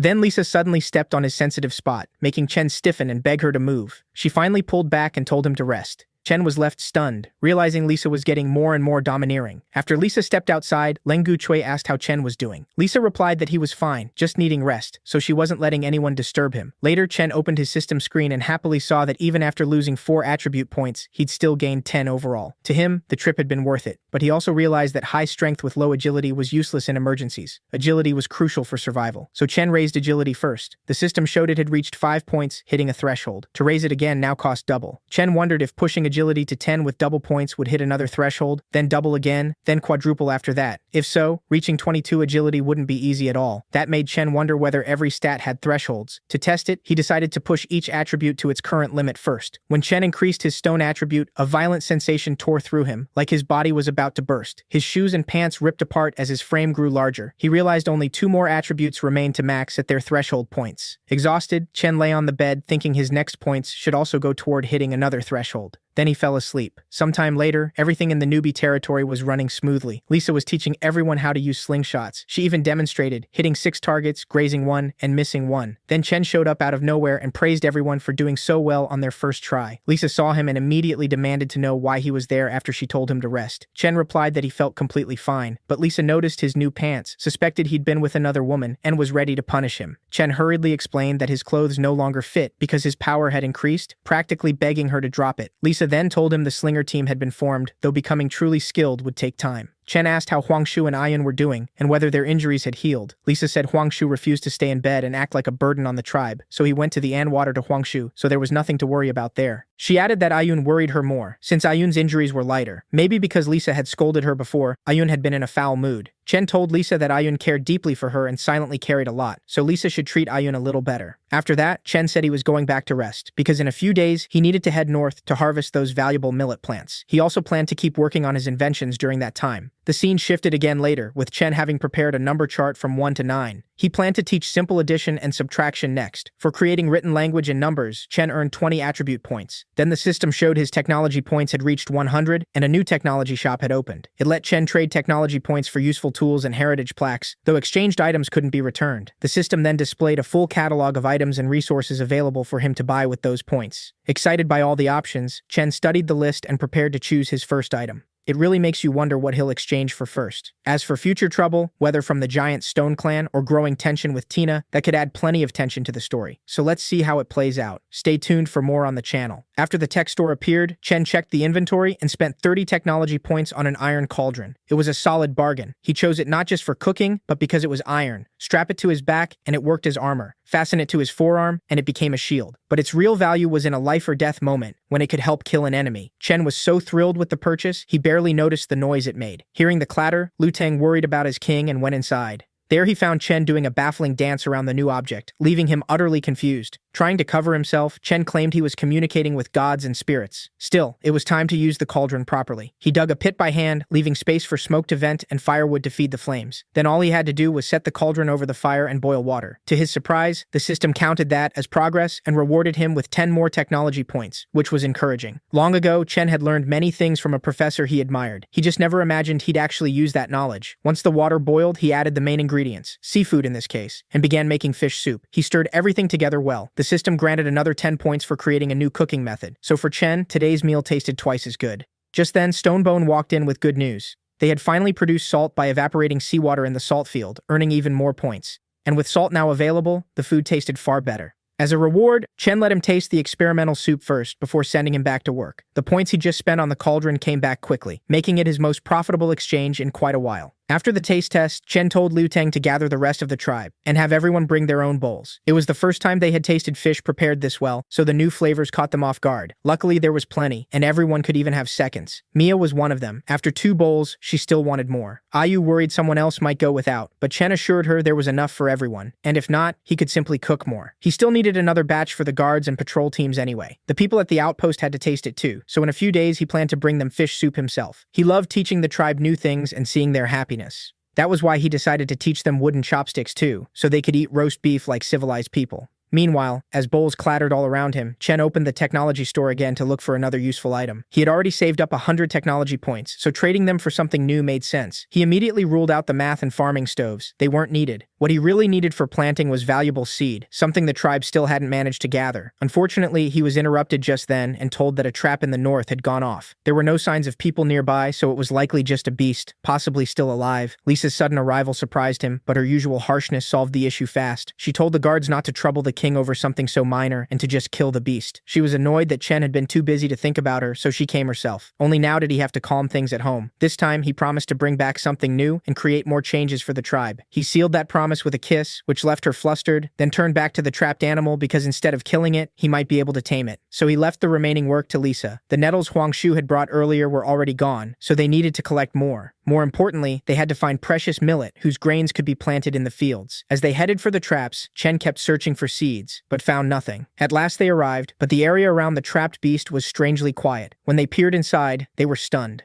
Not long ago, the animal had been howling desperately for help, but now it only snarled in pain, its leg pierced and throbbing. It was another hyena, drawn there while searching for food. One look made it obvious she resembled a mother pig. Sam, especially sensitive to the smell of milk, instantly recognized that she was nursing. Most likely, this was the mother of the hyena cubs. Feeling responsible for those cubs, Chen climbed down toward her despite the danger of her claws. After wrapping her in rope, they hauled the animal up with ease. Weakened by the wound, the hyena had become almost as docile as a pet dog. Now her care fell to Sam. Chen told him to save the animal and feed her. It didn't sound like an easy job. The hyena cubs they had caught earlier refused every bit of meat he offered, so he had no idea what their mother would eat. Sam kept trying to find the right food, but the cubs only grew thinner and weaker. Just as Chen suspected, raising baby hyenas was far harder than it first seemed. Still, the mother being trapped might end up saving them. As soon as they got back, Chen ordered the adult hyena tied up, fed meat, and brought to the cubs. That should help them, so Sam hurried back to the tribe at once. Chen could only hope the wild beasts would grow used to home and allow themselves to be tamed. After that, Chen sent the warrior to inspect the remaining traps while he and the others continued farther north. The farther they went, the more wild animals they saw. Luckily, his plan worked. They found wild millet that had just ripened. Had he waited only a few more days, they might have lost the crop, so this luck felt like a gift from the gods. And since there was still time before heading back, Chen decided to start gathering medicinal herbs too. It might have been their most productive day in a long while, with resources piling up before nightfall. But at dusk, the larger beasts woke up. The bear's loud cry was familiar to Chen, so he ordered everyone into the bushes. They fell silent at once, trying not to reveal themselves, but the animal moved fast and within moments was already close. In that kind of danger, they could have dropped the millet and herbs weighing them down, but Chen forbade it. He refused to waste such valuable resources and told them to wait until the beast passed. No one argued. Still, everyone shifted into positions that would let them run instantly if needed. Staying alive mattered most for the tribe. To Chen, the pose looked so ridiculous he nearly laughed. But the bear roaming nearby might still be their old acquaintance. Unfortunately, once the bear's cries faded, the group relaxed too much and started whispering foolish questions, which irritated Chen. To shut them up, he warned he'd throw them straight into the bear's mouth if it came back because of their noise. But his loud threat actually reached the beast, and it started coming toward them again. The bear roared wildly, slamming into tree after tree, unable to stay on its feet and constantly collapsing. It had probably hurt itself badly and couldn't calm down, so Stonebone suggested catching it for dinner. But they weren't the only ones with that idea. After a stranger's shout rang out, the bear lurched up and fled from the hunters in the opposite direction. This time, it was being chased by people from the mountain tribe, the same ones Hector wanted revenge on. Driven by that hatred, he sprang from the bushes and ran after them. That reckless move nearly exposed everyone, but Chen yanked him back into cover. With a loud rustle, they hit again, though the noise caught the attention of a man from the mountain tribe. Fortunately, they ignored the distraction and stayed focused on the prey. Hector, however, couldn't understand Chen's decision. He thought they had the perfect chance for revenge, yet Chen stopped him. But hatred couldn't be allowed to cloud his judgment. The enemy outnumbered them badly, and attacking now would have been reckless. Chen's only advantage was that the enemy stood out in the open while his group remained hidden in shadow. If Hector wanted to fight, he had to wait for the right moment, so for now, he had to obey. Meanwhile, the bear was completely spent and collapsed in the middle of the clearing. One of the men chasing it openly mocked the animal and kept forcing the poor beast back to its feet again and again. But the mountain tribe's leader disapproved of that cruelty. The bear had eaten venison laced with poisonous white flowers, then been wounded in the stomach. After all that, the fact it ran this far was astonishing, so it deserved a proper death. Humiliating it like that was beneath a man, so as punishment, the offender was hurled into a tree. The chief then ordered everyone away from the clearing while he prepared to give the bear a quick, though still painful, end.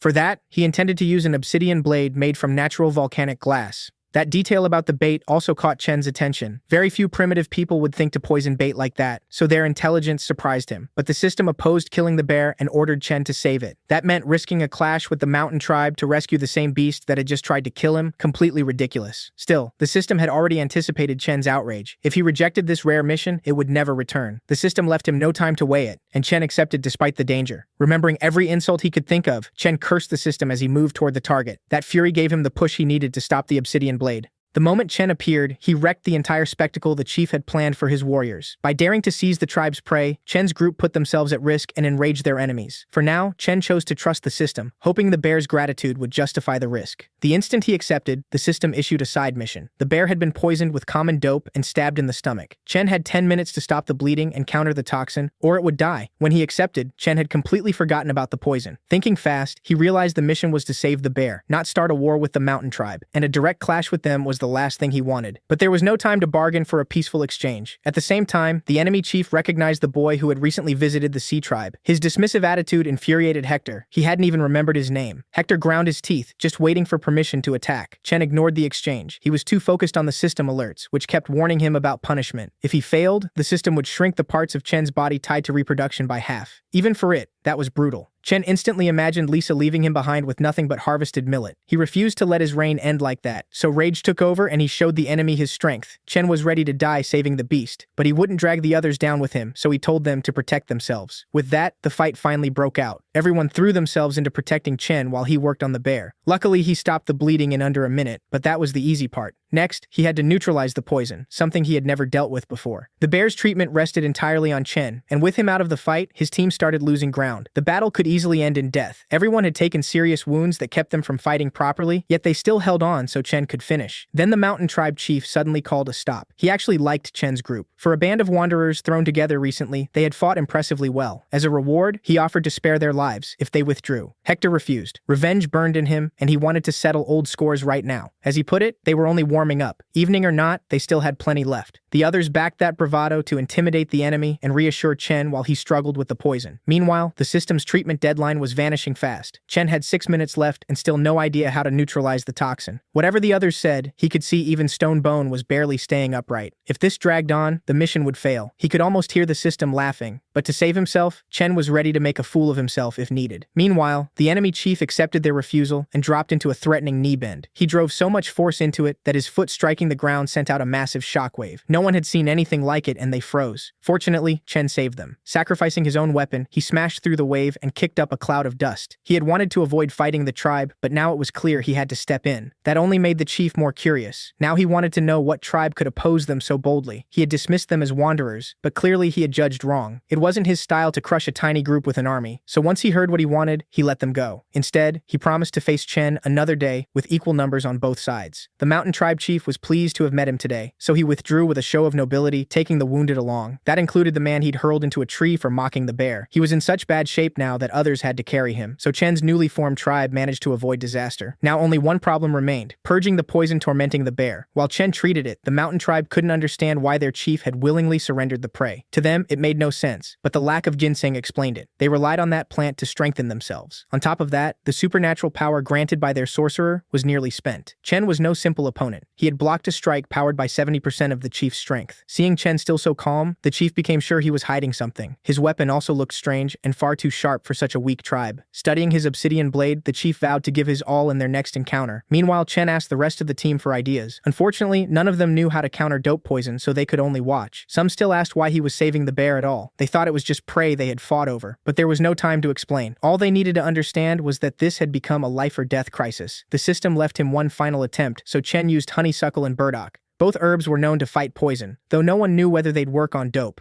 They forced the beast's jaws open and stuffed in everything they had prepared. Chen spent the remaining time holding his breath. Waiting for a miracle, every second dragged. Only in the final moments did the system finally send notice that the bear's condition had stabilized. With the bear out of danger, they could finally breathe again. Only Hector kept insisting they should chase the mountain tribe before it got far. Like a wise king, Chen explained that no one yet knew the full strength or tricks of the enemy force. If they rushed in blindly, they'd take massive losses for no reason. Even a miracle victory would be Pyrrhic. Chen refused to waste his people on revenge. Since the mountain tribe would come to them eventually, he needed time to plan and build strength. After making that clear, he sent the others back to the village while he stayed behind to watch the bear. Stonebone was to tell the queen to reinforce the patrols and post sentries while those visitors were on their way. Alone with the animal, Chen found the night unbearably long. Predators kept coming for the bear's scent, and he had to drive them off again and again, so Chen spent the whole night fighting wild animals. He was amazed they tasted this good and happily ate the roasted meat. Near dawn, the bear woke too and turned toward the smell of food. Chen offered it a bite while they still had time and kindly handed over a piece of meat. Unsure whether the beast ate cooked food, he also left a separate pile of raw rabbits just in case. By the time the fire burned out, Chen and the wild beast had eaten their fill of game and settled down to rest. Then the system announced the mission was complete, awarded sympathy points from the bear, and offered to assign them immediately. Chen put those points into physical strength first, raising it to a critical level and turning himself into a true powerhouse. He was pleased with the reward, and while he enjoyed it, the bear offered him part of its own food. That was its way of showing loyalty, so Chen accepted and shared the meal with it. Now fully healed, the bear should have gone its own way, and Chen hoped they'd meet again someday. But the animal had other plans. It quickly grabbed Chen's clothes and made it clear it wanted to head to the settlement with him, stubbornly pressing for a yes. A beast that size would eat a lot, but having a bear as a companion could greatly raise Chen's status. So despite its clumsiness and limited usefulness, Chen took it along. He gave the bear the name Shunda, granting it an official place in the tribe. Grateful, the bear happily leaped at our hero to hug and lick him, then followed along. Now with a powerful helper at his side, Chen could track the mountain tribe and scout their route. Riding atop Shunda, he easily followed the trail the enemy had carelessly left behind. But the farther they went, the denser it grew, sign of only one thing, a bamboo forest ahead. Bamboo wasn't just useful for building, it could also serve to make firecrackers. All he needed was the right mix of nitrate, sulfur, and charcoal packed into a bamboo tube, a perfect container for the powder. If they managed to make firecrackers, they might catch the enemy off guard in a decisive battle. Even if the blast proved weak, the noise alone could terrify the tribe and send them fleeing. Chen already had saltpeter and had learned to make charcoal in a kiln, but sulfur was still a problem. That mineral usually formed only around volcanoes, so he pulled up the system map to narrow the search. Just as he suspected, a volcano sat near the glaciated giant. If he stayed far enough away, he could risk checking the sulfur there. Last time, Chen had only been focused on escaping and ignored the surrounding resources. But with Shunda beside him, this trip would be much easier. After running through the plan again and again, he finally told the bear to head north to see something amazing. They sprinted off at full speed and soon reached the same lake where Hector and Sam had been. Studying the area, Chen told Shunda he had passed this way before. He hadn't had time or interest to explore back then, but now he could make up for it. As they neared the lake carefully, both stayed quiet, waiting for the sea monster they'd heard so much about, but nothing surfaced. Chen was about to move on when Shunda suddenly stiffened and backed away. At the same instant, bubbles burst across the lake, signs of something enormous below. Then a massive head rose up, roaring as the rest of its body followed. It was a true Tyrannosaurus, scanning for easy prey. Only a snapped rope trailing from it suggested the beast once belonged to someone.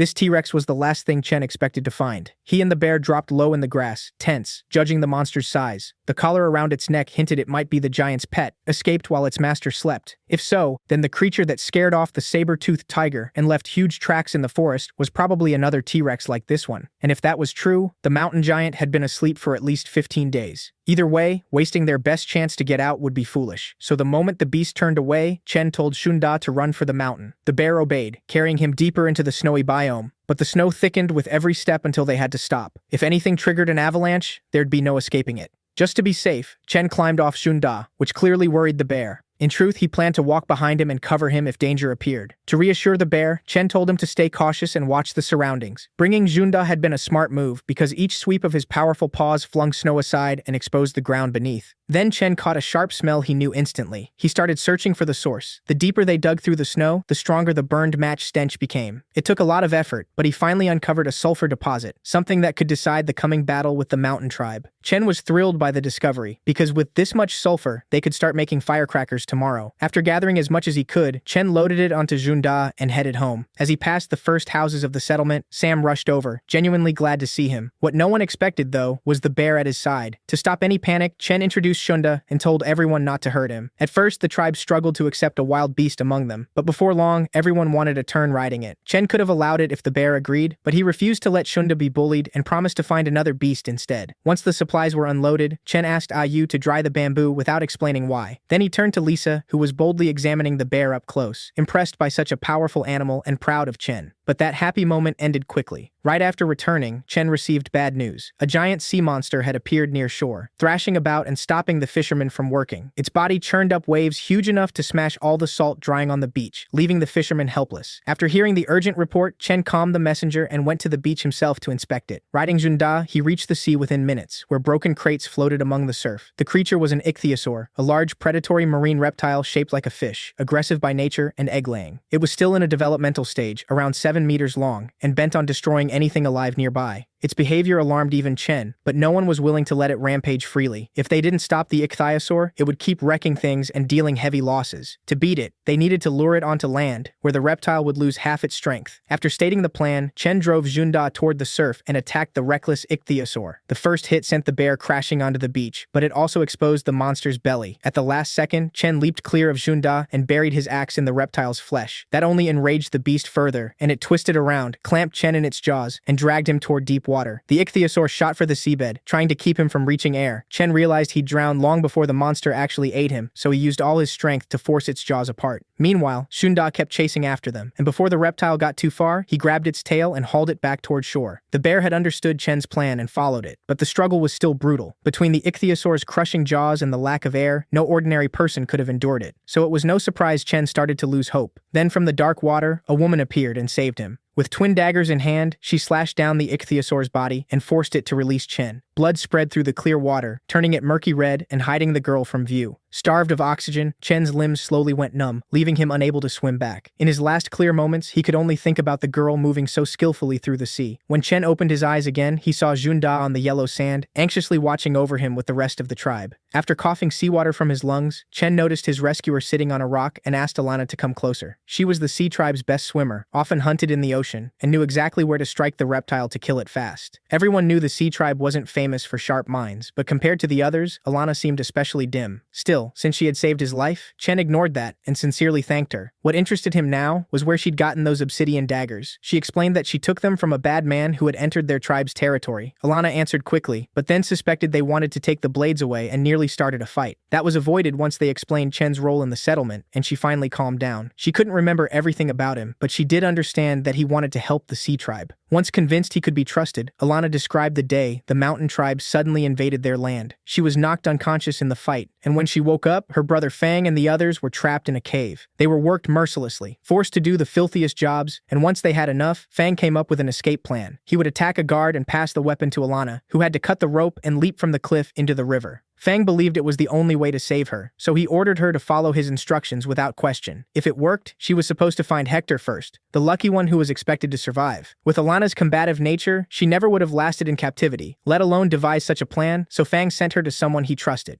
Right then, a guard noticed their suspicious behavior and came over to punish them for disobeying orders. That carelessness cost him dearly, because Fang struck at that exact moment, using the carcass they were being forced to haul to the warehouse. Once the guard was pinned, Alana grabbed his weapon, jumped into the water, and swam downstream. That's how she ran into the giant monster attacking Chen and then reunited with her fellow Sea Tribe members. After hearing her out, Chen suggested she go to the camp where Fang had planned for her to meet Hector, but Alana refused to return empty-handed. Since the ichthyosaur was dead in the water, they would bring it back. They loaded the reptile onto Zunda and dragged it along the sand, leaving a long trail behind. Halfway there, they unexpectedly ran into Hector and Stonebone, who had come to meet their king. They certainly hadn't expected Alana to be with him. Her story took time to tell, but Hector now knew about 10 more Sea Tribe people were still being held captive. They had to be rescued before the Mountain Tribe started torturing them, but charging in without a plan would be too dangerous. Chen spent a long time trying to calm Hector, but then smoke on the mountain caught his eye. It was a signal fire warning of danger on the western mountain. No animal, no matter how clever, could light a beacon on a mountaintop, so Chen immediately grew wary. And for good reason. The Mountain Tribe's leader had promised revenge when he left with his prey, and he wasn't likely to forget it. It looked like the Mountain Tribe had come, but to be sure, Chen needed to check the border himself. He immediately ordered Stonebone to escort everyone else to the fortress while the warriors assembled and reinforced the defenses against any attack. Hector and Alana were sent to the western mountain to meet the patrol and hide in ambush by the traps until Chen arrived with support.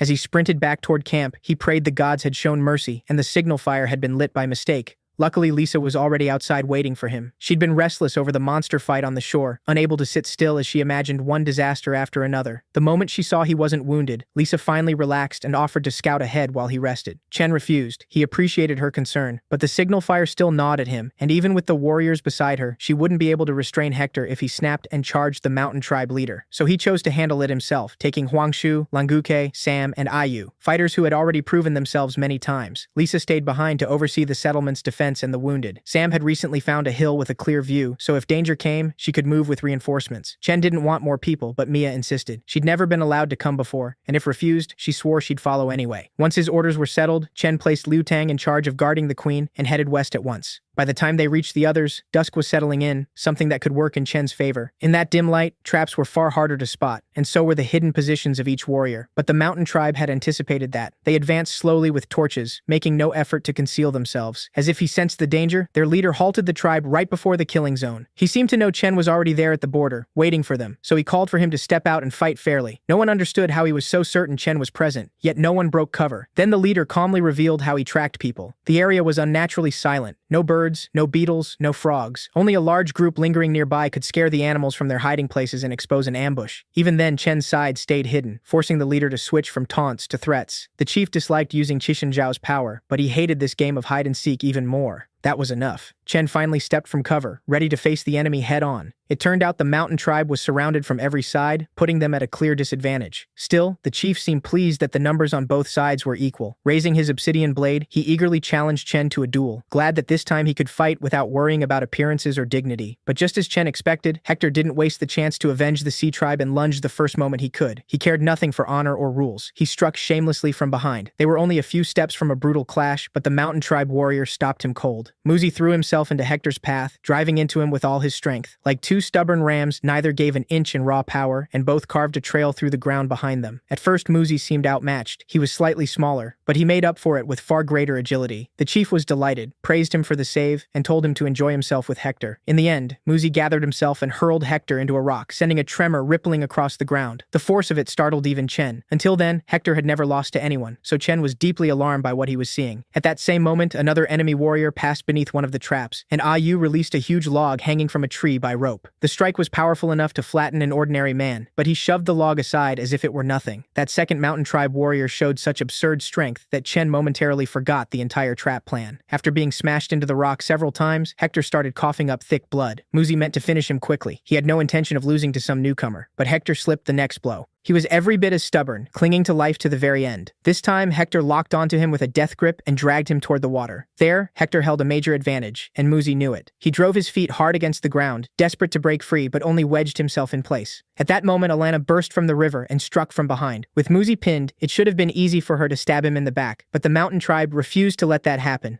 They grabbed their comrade and hurled him at Alana like a projectile, knocking her back into the water. The mountain tribe was so savage they'd even charge into terrain that disadvantaged them, so Alana had no choice but to fight the stranger off in the river. And while all that chaos unfolded, the twin brothers complained to their leader. He'd promised them fun, but Muzi and Zuihao had started without them. They didn't care who they fought, and the first target they spotted was Chen, standing there watching his warriors struggle. The twins instantly rushed in his direction, eager to finish him as fast as possible, but Huangshi and Lang Gucui intercepted them. If they wanted the king, they'd have to get through the other warriors first, which delayed their fun a little. The twins split the opponents between them and vowed that whoever lost would bear shame forever. Grinning like madmen, they hurled themselves into battle, ready to risk their lives just to bathe in enemy blood. Meanwhile, Xuehao watched the battles raging around him and couldn't decide whom to help. Fighting was all he knew, so to aid the newcomer's victory, he simply went looking for a weapon. He didn't have to search long. A log was lying right in front of him, and he casually tore it free from the rope before swinging it over his shoulder, ruining the trap in the process. Armed with that massive log, he charged toward the leader, who was dueling Chen. The chief clearly didn't like Xuehao stepping in, so he brusquely ordered him to find someone else. Somewhat disappointed, he obeyed the command and went searching for Muzi, but Muzi was already tied up with Hector. Chen understood at once that Hector, in that condition, couldn't survive two opponents, so he immediately moved to help him. But the mountain tribe leader cut him off. He swung his blade with full force across Chen's path, forcing him back and making it clear he had to focus on him. The chief was enraged that Chen kept dismissing him and acting as if he weren't there, so he attacked again and again. Each sweep of the obsidian blade came for Chen's throat, aiming to take his head, but Chen's axe kept beating the savage strikes aside. Snarling, the chief slashed wildly and warned Chen not to lose focus. He wanted to see his real strength and begin a true war between kings. Chen realized he wouldn't get away from this duel easily, and there was nothing he could do for Hector for the moment. So he turned to heavier measures and shouted for someone, anyone, to stop Xuehao. At that moment, Xuehao dragged the log across the ground, gouging a shallow trench as he advanced on Hector second by second, but still hadn't reached him. Then suddenly the log became too heavy to lift, forcing him to glance back. Just as she'd promised, Mia had joined only after Chen gave the order. Now she was clinging to Xuehao's weapon. As for sheer strength, she couldn't match the others, and Xuehao gave her a quick once-over, then lunged with those thick arms. He meant to grab her by the throat and yank her close, but an arrow suddenly struck his arm, only piercing the outer layer of skin. A second arrow followed at once, aimed straight for his face. To shield his eyes, he raised the same arm that already served him as living armor against blows. He looked thrilled by this turn of events. Now he had two playmates at once. Seeing that delighted expression, the chief allowed the uneven fight to continue. If Xuehao didn't mind, then he could enjoy himself however he pleased. Once they returned to the mountain, he'd be alone again anyway. Meanwhile, Sam and Ayu tried to protect their allies' backs, firing at whatever weak points they could find. While Chen and the others fought a bloody battle up close, they had to do everything possible from afar. But the bear trap Ayu had used before failed against Xuehao. Not only did he stay standing, he even yanked her down by the rope. An enemy like that could only be countered with brute force, yet they couldn't abandon the ambush. All they could do was stall him while Sam ran back to camp for reinforcements. And as Ayu tried to turn the battle with whatever she had on hand, Hector kept pressing Muzi. Muzi fought to break free, hammering Hector's back with his fists, but it did nothing. Every blow forced a deep, bass-like burst of air from Hector's lungs. Unfortunately, the strikes were so heavy that blood started pouring from Hector's mouth, yet he still refused to stop and kept forcing Muzi toward the water. Trying to end it quickly, Hector gathered all his strength and lifted Muzi off the ground. He sprinted for the river, eager to see how well the mountain tribe could swim. Hector was only a few meters from victory when Alana suddenly stopped him. She begged him not to enter the water. It was too dangerous. The man thrown at her earlier was still in there, attacking anything nearby. To prove it, hands suddenly clamped over her head and dragged her under. That instantly put Hector on edge, but that brief panic cost him a few more bruises. Muzi kept striking every exposed spot, leaving red welts across Hector's gray skin. Repeated blows to the same places caused internal bleeding. At last, Hector collapsed, yet even from the ground he refused to let Muzi go. Pulling his last strength into one fist, he suddenly hoisted Muzi up and hurled him over his back, trying to smash his head against the ground. The hit was devastating. Blood streamed from Muzi's forehead, and he blacked out on the spot. Hector wasn't much better. He dropped beside him, trying to steady his vision as everything blurred. Racked with pain, Hector left the rest to his tribe and hoped they could win. At the same time, Lang Gucui and Huang Shi faced the twins. They'd prepared a new trick and were eager to test it on the mountain tribe. To pull it off, they split to either side and charged in sync. Xiaohu only laughed wildly, amused that the rookie tribe thought it could attack them. Seeing Lang Gucui lag behind Huang Shi, the twins struck him together, trying to break their formation. They didn't hold back, using the dirtiest attacks they could. So within seconds, Lang Gucui clutched at his eyes. Huang Shi wasn't about to stand by. He rushed in to help. Rather than keep beating a blinded man, he told them to find someone who could actually match them. Then, without hesitation, he hurled his hunting axe forward and buried it in one enemy's shoulder. Now the fight was even. Both sides had a wounded fighter. Weapons Weaponless, he knew he couldn't handle someone with an obsidian blade, so he raised a small shield instead. That drew all attention to him, but it was only part of the plan. Even while fighting, he counted steps to signal Lang Guchui when to strike, but the shield failed him. The enemy slipped in close and stabbed him in the stomach, leaving just 2 steps before the attack point. The twins had no idea why he was counting, but when only 1 step remained, they finally understood. Huang Shi seized the twins' arms with all his strength and pinned him in place as Lang Guchui launched the second phase. One clean swing of the axe should have killed the bear, so they were sure they'd won. Xiao Hu didn't grasp it right away, but the moment he saw Lang Guchui above him, terror hit and he fought harder to break free. That was when his brother rushed in and shoved him aside, putting himself under the falling axe. Green grass slowly turned red as Xiao Hu watched in horror. Meanwhile, Ayu did everything she could to help Mia. Shui Hao was painfully slow, so her arrows landed perfectly, but his skin was so thick he barely felt them. His arm looked like a porcupine's back, though the arrows had only sunk in a few centimeters. This couldn't continue. Mia was struggling just to stay upright while the log whipped around in every direction, so Ayu had to find another way in. Luckily, the same rope used earlier to yank away the log lay nearby. Ayu knew Mia would catch the hint, so she started firing arrows toward it. Everyone in the tribe knew she never missed in the middle of battle, so Mia instantly ran for the rope. At that moment, Shui Hao grew uneasy when the resistance vanished and thought they didn't want to play anymore. But that idea didn't last long. Mia played along as if entertaining a giant child, calling to him from behind while she looped his legs into a tight knot. For a while, he enjoyed watching her circle him, but then his head slammed into the ground and snapped him back to reality. Mia had put everything into dropping him in one move, and she celebrated the win. Several fighters had already decided their battles, but not Hector. He'd barely had time to rest when Muzi rose again. Admitting he'd underestimated Hector, who had nearly killed him, Muzi still refused to quit. Then something happened that no prophet could have foreseen. The giant log Shui Hao had been swinging came flying straight into Muzi's head, knocking him back into the Valley of Dreams. At that point, Hector was ready to admit his brother Fang had been right about his luck, but the battle still wasn't over. The leaders kept fighting for their tribes. Again and again, they drove each other back. The struggle dragged on so long that both men's arms began to go numb. Chen knew he couldn't endure another blow, though his enemy was in no better shape. Seeing the mountain tribe leader falter, the witch's servant brought him red leaves. On her orders, he was to use the herb, even if he hated winning that way. If he burned them, the chief could return home safely, while the servant would hide from the smoke in the water and stand guard. The witch had warned of the consequences, so the servant urged him to choose wisely and avoid defeat. Chen immediately understood. He meant to cast aside restraint, strengthen his body with red ginseng, and use Pangu's power to meet the mountain tribe as an equal. Red ginseng would have been a huge advantage against the newcomers, yet the mountain tribe leader still hesitated to use it. The witch had probably read his character well, which was why she told her servant to carry the herb for any crisis. Still, no one rushed to light it. Chen couldn't let that chance slip. He swung his axe with full force, sending out a shockwave strong enough to topple several trees behind the leader. The servant survived only because he barely noticed the strike in time and leapt away. Once he felt Chen's eyes on him, he knew he couldn't hesitate anymore. If the leader wouldn't ignite the ginseng himself, then he would. Snatching up a torch, he grabbed the leaves he'd dropped in fear and moved them toward the fire, already imagining how the battle would end. But the leader stopped him. With one slash, he cut the stick and snuffed out the flame, fully aware that this might anger the witch. When the servant demanded an explanation, the chief said he didn't believe him. The witch likely had given no such order, so he told the servant to go back and deliver his own message. Clenching the leaves in fury, the servant could hardly believe this insult. The road back to the witch wasn't long, he warned, so the chief should expect punishment. Chen watched the entire exchange in silence, even as his destructive power kept rising despite the drawn-out fight. In truth, he could barely stand. After battling the ichthyosaur, he'd had no time to recover before rushing to the border, and now even his Pangu power was nearly spent. His vision swam. Chen knew he couldn't keep this up much longer. He'd be lucky to land even one more hit, and after that, he'd surely pass out. The soldiers weren't in any better condition either. Their strength had long since run dry, and they could no longer support their king properly. All Chen could do was trust his own strength and pray the next blow landed. If not, the mountain tribe leader could wipe out the whole settlement with ease. Yet that wasn't Chen's only concern. If the chief had burned the ginseng, victory would have been certain. But instead, he argued with his servant and threw the leaves away. It looked absurd, almost irrational, and no matter how Chen turned it over in his mind, he found no answer. Better to use his fists than waste strength thinking. As long as any strength remained, he had to seize the chance and finish the leader quickly. Again and again, he attacked, trying to knock the man out, but the leader kept resisting and matching his steps. The chief seemed delighted to face a warrior as strong as Chen and goaded him to reveal everything he had left. Only after both were worn down did he finally notice Chen's wounded arm.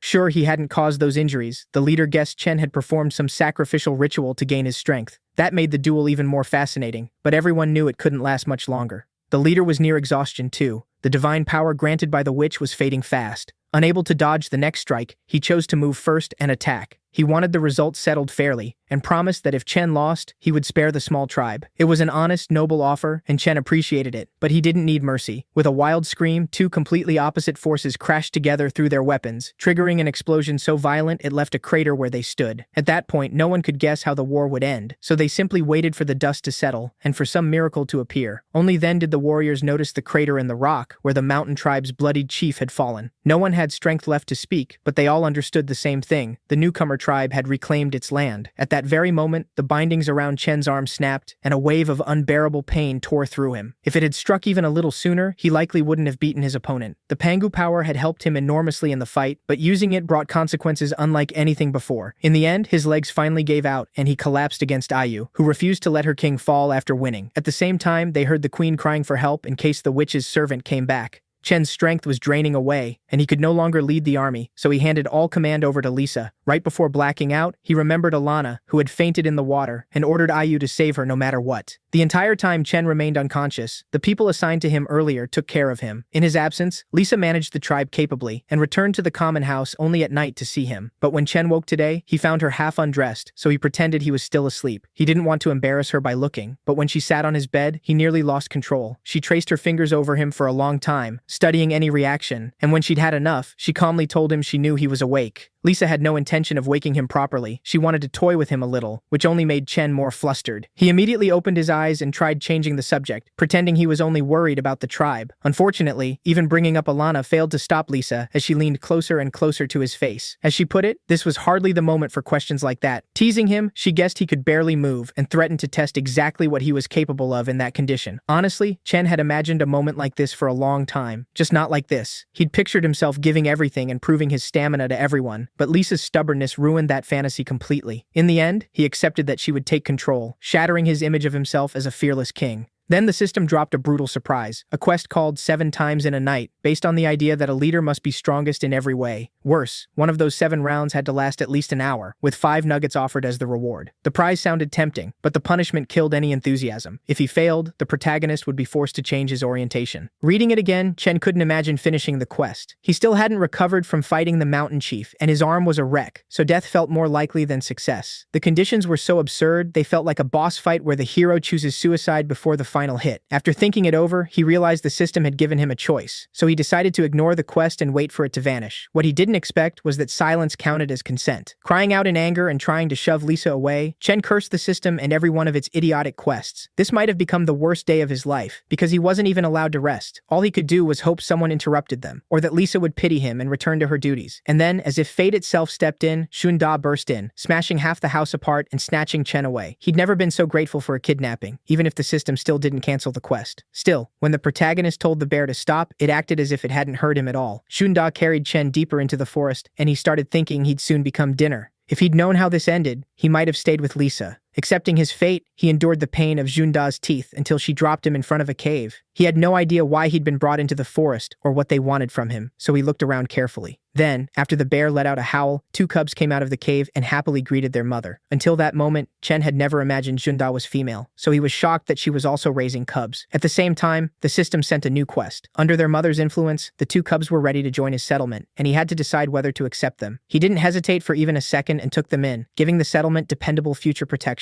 In a few years, the cubs would grow into full warriors for the tribe. After confirming the request, he checked the population count. It had risen by 20, and the military strength now came to 68 out of 98 people, while the remaining 30 belonged to 3 man-eating bears. Once the total passed 90, the system issued a new main quest. Chen had to expand his territory to 10 square kilometers and recruit more than 300 people within 6 months. It had been so long since the last main quest that he might have forgotten without the reminder. The reward made him genuinely happy, but that hardly mattered when the task itself was so difficult. Still, there was no backing out. It was time to speed up warrior training and teach the rest of the tribe how to farm. With 3 man-eating bears on his side, Chen could worry a little less. The settlement now had solid protection. Riding with Shunda, he watched the cubs for a while and, out of boredom, decided to give them names. That pleased the mother bear, who perked up her ears to listen to Chen's ideas. Most of the names he considered didn't suit future beasts that would one day rip enemies apart, so he settled on the best options he had. He named the brown cub Shun and the red one Shun-san. They didn't understand the words, of course, but sensing their mother's approval, they nestled beside her. Either way, the quiet days were almost over, and soon he'd be buried in work again. Studying the system map, Chen was pleased to read details about nearby tribes and started planning an invasion. The map was incredibly useful. He hadn't even gone near the western camp, yet he already knew about the terrain, guard posts, and traps. Over the next 2 days, Chen planned to teach some newcomers basic farming, then head out on reconnaissance with a clear mind. But for now, he just wanted food. After the battle with the mountain chief, he still hadn't gotten to taste the ichthyosaur meat and hoped they'd saved him some. To his surprise, no one had touched the reptile without the chief's permission. The whole village knew Chen was their best cook and had waited for him to recover. 3 days passed like that. His time to rest was ending, and the protagonist finally had to pack for a trip to the neighboring tribe. For the journey, he took a bear with him, now using it more and more as a mount. At last, Ayu and Lisa came out to see him off and wish him luck on the scouting trip. He left the cubs with Huang Shi, who was already caring for the hyena cubs. He also told Lisa to keep an eye on the warriors so they wouldn't kill each other with the new catapult, and he left Alana under Ayu's care. Unfortunately, she still couldn't fully remember recent events and needed close supervision. All of that mattered so much to him that Lisa got sick of listening and hurriedly shoved him out of the house. Even so, he remained worried about Ayu. She had planted the millet exactly as instructed, so the fields were fine, but she still looked gloomy. The truth was, she didn't want him going on the mission at all and begged him to send her to the foolish mountain tribe instead. After hearing her out, Lisa reminded her that whatever enemy appeared, a bear would be with Chen, so worrying would only make things worse. Thanks to Lisa's firmness, the protagonist managed to leave without more fuss, putting the queen in charge. But from that moment on, Lisa became much more cautious around Ayu. The girl paid far too much attention to Chen. She began watching Ayu's shameless behavior day and night. But Lisa wasn't simple either. The moment she finished saying goodbye, she summoned her trusted spies and ordered them to follow Chen. Last time, the bear had practically stolen her husband, so now she intended to learn the truth and make sure he really was heading out to scout. Either way, it would be best if she never discovered the secret cabin in the forest. Meanwhile, Chen suddenly started sneezing like mad. With cold air hitting his exposed skin, he couldn't tell where the draft was coming from and blamed it on his wound not being fully healed. He kept moving until he reached a steep mountain he had to circle around, losing extra time. While the bear searched for a way up, Chen studied the terrain. If he'd had the chance to settle on a mountain, he would have done exactly what the mountain tribe had, using height as a perfect defense. There were several routes to the top, enough to send the main force head-on while another group attacked from behind. But while he was still planning the assault, border guards spotted the huge bear and came out to confront him. Trying to calm them, Chen introduced himself and ordered them to take him to their leader. Last time, they had been the ones to arrive with war. Now it was the hero's turn, but they refused. They let him go, claiming the leader was too busy to see anyone. Otherwise, they warned, they'd attack. So far, Chen had stayed polite, but these savages clearly had no manners at all. Gripping his axe, he weighed whether to strike first. Then the prisoners behind them caught his eye. He clearly remembered hearing that captives wore chains, but these looked different. Among the strangers, Chen recognized the mountain tribe's former chief and Muzi, neither of them carrying loads. The sight baffled him, so he sent Junda over. The guards parted to either side. Chen couldn't imagine what could reduce a leader to this, but their explanation revealed the tribe's rules. They had a witch who stripped losers of divine power, automatically turning them into slaves. So the old chief was no leader now. A stronger man had taken his place, and that was the man Chen now had to deal with. As if summoned by the gods, the new leader appeared on the mountain after Chen heard the story, staring down at him with pure arrogance. He wouldn't even come down to defend the tribe himself, sending soldiers to handle the intruder instead. The tribe was savage and unruly, yet surprisingly, they already knew how to use harpoons. They ran the steep cliff with ease, their feet used to rough ground, which gave them a clear edge in battle.